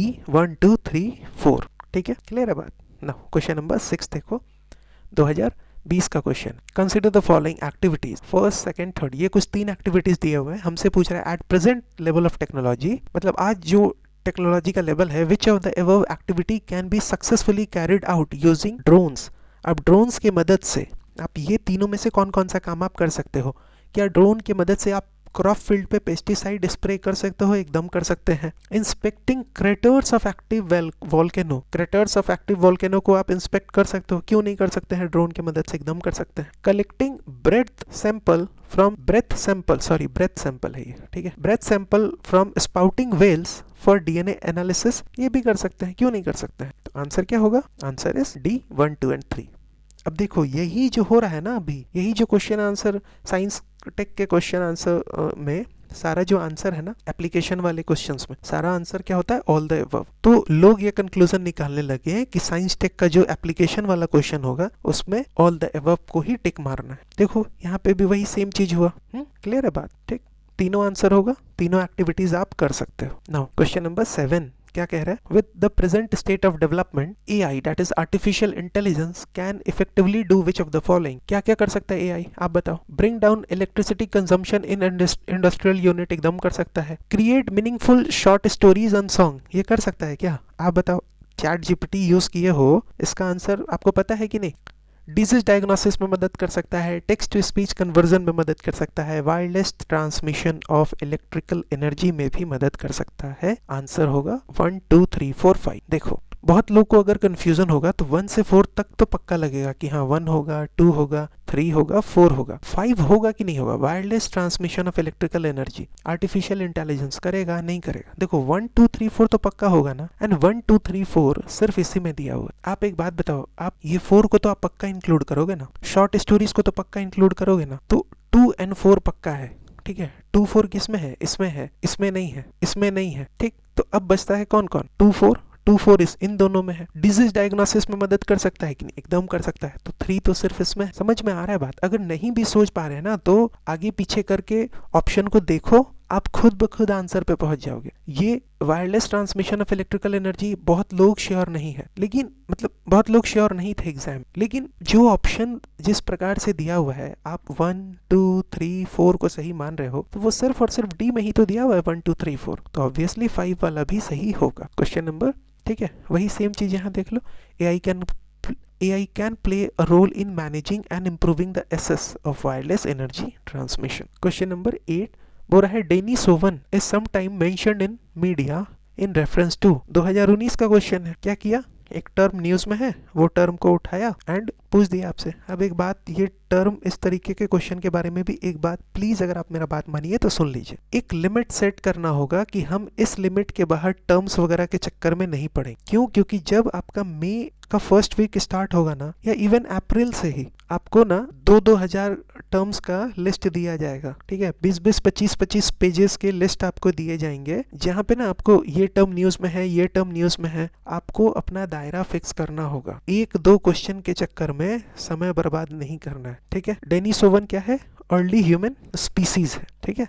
Denisovan refers to extinct species or subspecies of archaic humans that lived in parts of Asia during Pleistocene epoch. They are closely related to Neanderthal, and their fossilized remains were first discovered in Denisova cave in Siberia, Russia. So Denisovan जो है, it refers to early human species, not a dinosaur, cave system और geological period। ये है क्या, early human species है, A C D नहीं होगा। Question number 9 क्या कह रहा है, देखो 2019 का ये क्वेश्चन है। कह रहा है कि according to Indian patent act, biological process to create a seed can be patented in India. कि अगर आप सीड को क्रिएट कर रहे हो थ्रू बायोलॉजिकल प्रोसेस मतलब जैसे ब्रीडिंग के थ्रू, जैसे प्लांट को मॉडिफाई करने के थ्रू, अगर आप सीड को प्रोड्यूस क्रिएट कर रहे हो, तो क्या आप उसको पेटेंट करवा सकते हो, नहीं करवा सकते हो, ठीक है। नहीं पता होगा, कोई बात नहीं, अभी पता चल गया ना। दूसरा, in India there is no intellectual property appellate board. खुद से सोचो, ये होगा कि नहीं होगा। इतना इंटेलेक्चुअल IPR राइट्स का बात हो रहा है, इंटेलेक्चुअल प्रॉपर्टी राइट्स का बात हो रहा है, ये नहीं है क्या। तो ये स्टेटमेंट गलत, जैसे 2 गलत तो ये 2 गलत। थर्ड स्टेटमेंट देखो, plant varieties are not eligible to be patented in India, this is correct, answer is C, ठीक है। According to Indian patent act,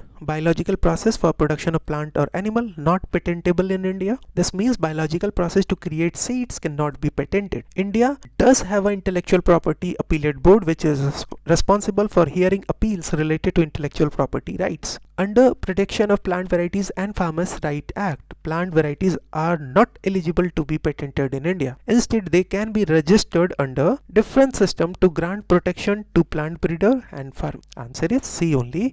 पहला गलत है, दूसरा गलत है। क्वेश्चन नंबर 10 देखो, 3D प्रिंटिंग के रेस्पेक्ट में पूछ रहा है कि 3D printing has application in which of the following. 3D printing क्या होता है, पहले 3D प्रिंटिंग को एक सेकंड एडिटिव मैन्युफैक्चरिंग कहते हैं, ठीक है। It is a process of creating 3 dimensional object from a digital design. 3D object बनाना है, राइट, डिजिटल डिजाइन के मदद से।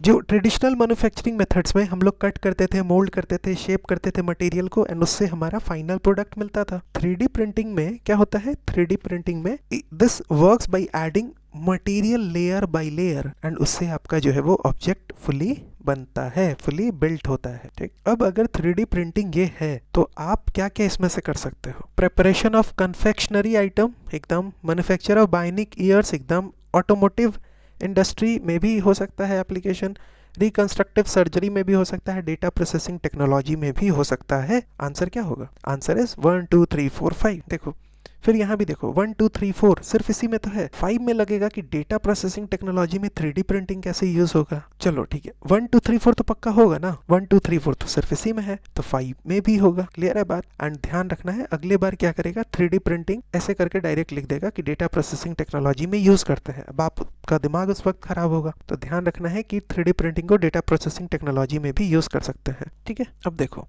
ये सब तो ठीक है 1 2 3 4। अगर डी देखते हैं डेटा प्रोसेसिंग टेक्नोलॉजी के बारे में, तो हाँ 3D प्रिंटिंग को यहाँ भी यूज कर सकते हैं। दो 3D printing itself is not a data processing technology, it is used in creating component for hardware such as server, processor, etc. Answer क्या होगा, डी 1 2 3 4 5। क्लियर है। नाउ क्वेश्चन नंबर 11, यहाँ कुछ एक्सपेरिमेंट्स, कुछ टर्म्स के नाम दिए हुए हैं। यहाँ पूछ रहा है कि वो कौन से कॉन्टेक्स्ट, कौन से टॉपिक में यूज हुआ है, कौन से कॉन्टेक्स्ट न्यूज टॉपिक में वो के कारण वो न्यूज में था। राइट, ठीक है। अब देखो सबसे पहला बोल रहा है बेले experiment artificial intelligence, this is wrong. बेले 2 एक्सपेरिमेंट जो है ये पार्टिकल फिजिक्स से जुड़ा हुआ है। ठीक है, तो ये तो गलत हो गया। आर्टिफिशियल इंटेलिजेंस लिखा हुआ है, गलत हो गया। ब्लॉकचेन टेक्नोलॉजी, ठीक है, सबको पता है, डिजिटल या क्रिप्टो करेंसी से जुड़ा हुआ है, दिस इज करेक्ट। क्रिस्पर कैस9 ये सबको पता है, राइट। ये बायोटेक्नोलॉजी, जीन एडिटिंग, ये सारा कुछ अगर कुछ लिखा हुआ होता तो ये आप सही इसको मानते। यहाँ पार्टिकल फिजिक्स लिखा हुआ है, ये गलत हो गया। अब क्रिस्पर कैस9 तो इतना बार मतलब सब लोग पढ़ा है कि अगर ये आप सिर्फ डिसिफर कर लेते कि हाँ ये गलत है,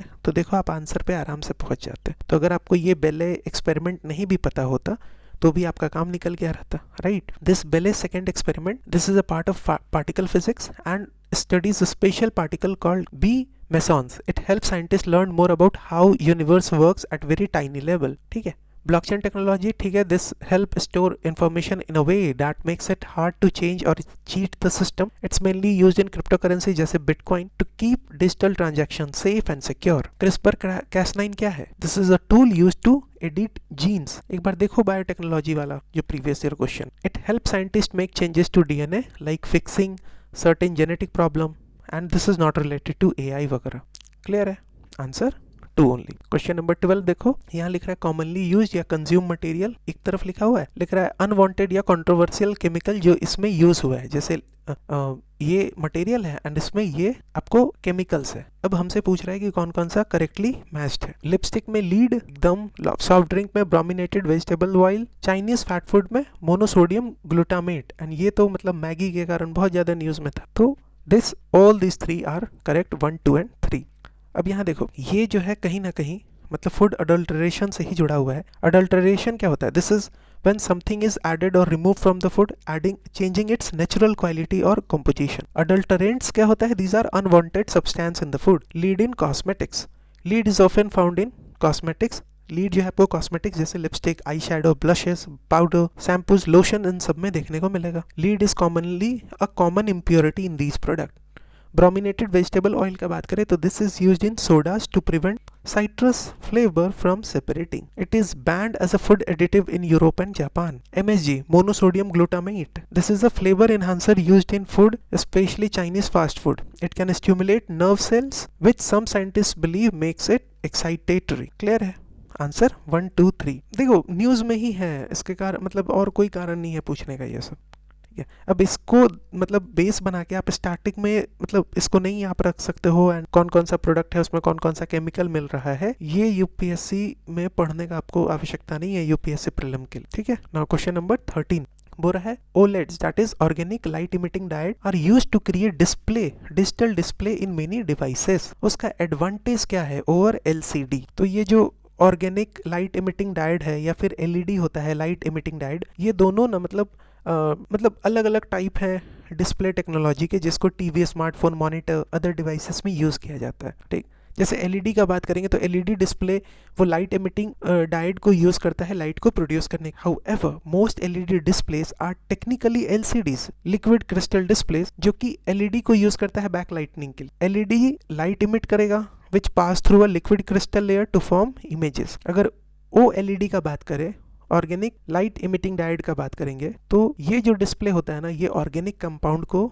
यूज करता है that emit light when electric current passes through them. Each pixel in OLED display is an individual light source, meaning it can turn off और टर्न ऑन इंडिपेंडेंट इसमें OLED में। ठीक है। सो अब देखो OLED display can be fabricated on flexible plastic substrate एकदम। Roll up display embedded in clothing can be made using OLED, yes. Transparent display are possible using OLED, ये भी सही है। आंसर क्या होगा? C 1, 2 and 3। बहुत ज्यादा न्यूज में था, उसके कारण पूछा गया।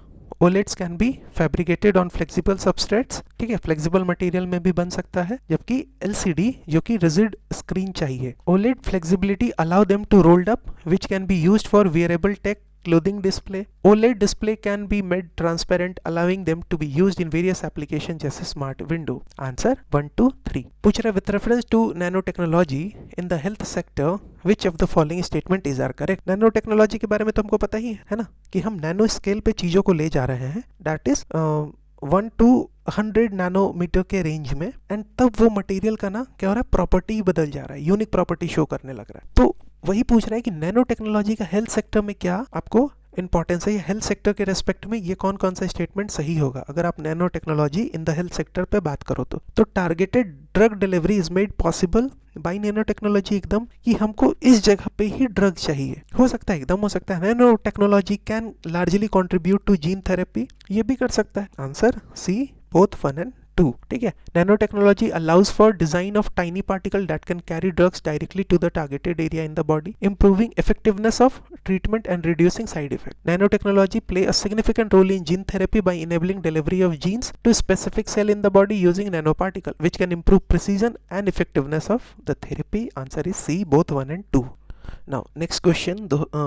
ये क्वेश्चन नंबर 15 है। This is from 2013। The efforts to detect the existence of Higgs boson particles have become frequent news in recent past. What is are the importance or importances of discovering this particle? तो Higgs boson particle news में था, ठीक। अब इसका importance क्या है? अगर ये पार्टिकल का डिस्कवर हुआ है तो इसका इंपॉर्टेंस क्या है? तो पहला तो हिग बोसोन जो है is a particle that was proposed in 1964 by physicist Peter Higgs, ठीक, एंड और उनके साथ और भी अदर फिजिसिस्ट थे, right, as a part of theory to explain how elementary particles जैसे कि इलेक्ट्रॉन्स, जैसे कि क्वार्क्स मास एक्वायर करता है, ठीक है। तो हिग बोसोन पार्टिकल का बात करें अगर तो ये आपको कहीं ना कहीं ये समझने में मदद करता है कि कैसे एलिमेंट्री पार्टिकल्स जैसे कि इलेक्ट्रॉन्स, जैसे कि क्वार्क्स एक्सेट्रा, ये जो है मास एक्वायर करता। अब मास एक्वायर करता है, ये चीज क्यों इतना सिग्निफिकेंट है? Because mass is what makes object have weight, have resistance to motion. Higgs boson itself does not directly explain mass but helps explain the mechanism through which mass is generated for other particles.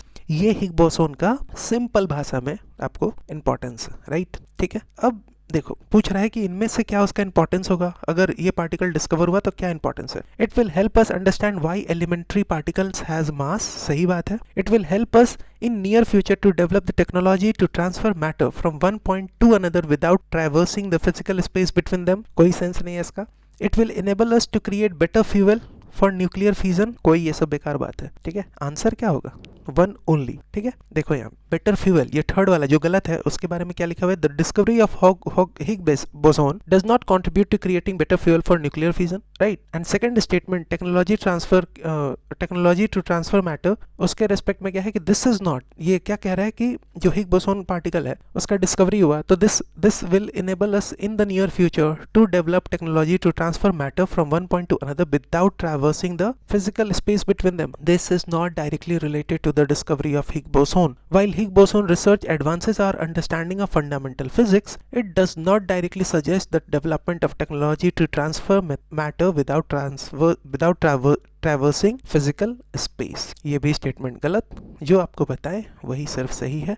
It help us to understand कि क्यों elementary particles में मास होता है, right. Question number 15 क्या कह रहा है? देखो ग्रेफीन, बहुत पुराना क्वेश्चन है ना, 2012। अभी तो हम लोग पढ़ ही लेते हैं स्टार्टिंग में ही ग्रेफीन को। ग्रेफीन फ्रीक्वेंटली न्यूज में था, उसका इंपॉर्टेंस क्या है? ग्रेफीन क्या होता है? Graphene is an incredibly thin strong conductive material made up of single layer of carbon atom arranged in hexagonal latex, right? It is essentially a 2D material, only one atom thick, right? And is often considered one of the most remarkable material discovered in the recent past, recent science. अब हमसे पूछ रहा है कि इसका importance क्या है, तो it is a two-dimensional material and has good electrical conductivity. This is correct. It is one of the thinnest and strongest material tested so far. This is also correct. It is entirely made up of silicon and has a high optical transparency. This is wrong. Graphene is made entirely of carbon, है ना। पहले भी हम आपको बताया कि this is made up of a single layer of carbon atom जो कि हेक्सागोनल लैटिस में अरेंज्ड है। तो सिलिकॉन का कहाँ से बात आ गई। अब जैसे 3 गलत होता है, 3 गलत 3 गलत, मेरे पास बचता है 1 2 4 एंड 1 2, ठीक है।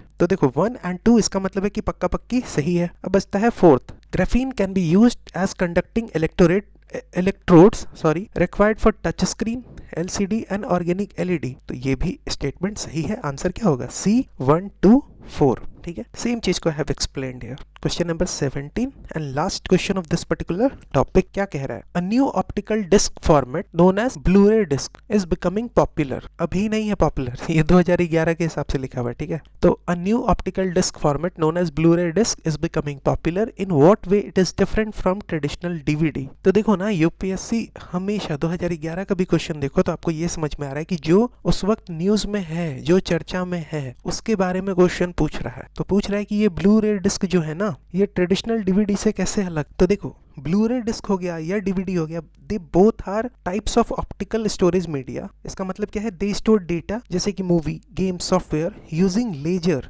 To read and write the data, right. However they differ significantly in their storage capacity, technology and उसका और क्या क्या काम है उसमें वो डिफर करता है एक दूसरे से, ठीक है।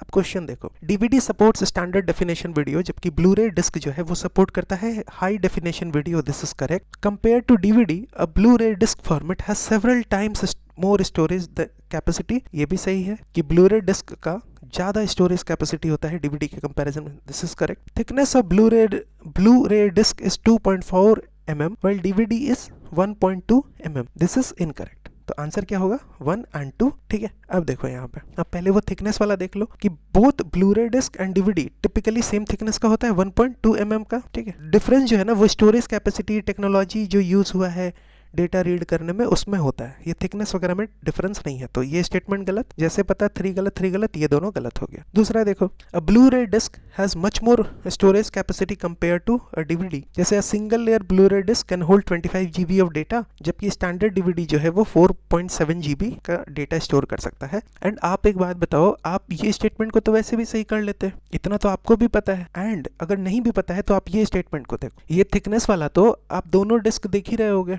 आप बताओ, थिकनेस के मामले में तो डिफरेंस कुछ है नहीं, तो आप वैसे ही ये दोनों को कट करते। अब 1 2 में है तो ब्लू-रे डिस्क, पता नहीं अगर आप देखे हो नहीं देखे हो, या फिर उस वक्त जब न्यूज़ में था तब पता नहीं इतना चर्चा में था नहीं था, ठीक है। मतलब एस्पिरेंट्स देखे होंगे नहीं देखे होंगे। तो ध्यान क्या रखना है कि ब्लू-रे डिस्क अब तो क्वेश्चन कभी नहीं पूछेगा, लेकिन इस चूंकि एक बार पूछा है तो बस देख लो कि ब्लू-रे डिस्क का कैपेसिटी बहुत होता है, 25 GB के आसपास, DVD 4.7 GB। एंड ये 25 GB इस टाइम फ्रेम में देखना, ठीक है। मतलब ऐसा मत बोलना कि 25 GB को हम बहुत ज़्यादा बोल रहे हैं। एंड फर्स्ट स्टेटमेंट क्या है कि DVD support standard definition video, जबकि Blu-ray disc support high definition video. This is also correct. Blu-ray disc जो है that has a capacity to store high definition video, HD video, जबकि DVD जो है वो HD video, standard definition video को सपोर्ट करता है, ठीक है। नाउ यहाँ हमारा कंप्लीट होता है ये particular lecture. Now to get the PDF you can join this Telegram channel and group, you can also follow me on the Instagram। अब हमारा बचता है फिजिक्स, केमिस्ट्री एंड बायोलॉजी से रिलेटेड जो साइंस टेक में क्वेश्चन पूछा है उसको हम लोग एक वीडियो के थ्रू कंप्लीट करने का प्रयास करेंगे, राइट। एंड इससे हमारा साइंस टेक का प्रीवियस ईयर क्वेश्चन बहुत कॉम्प्रिहेंसिव तरीके से कंप्लीट हो जाएगा, राइट फ्रॉम 2011 से लेके 2024। So that's all for this video. Thank you very much. जय हिंद।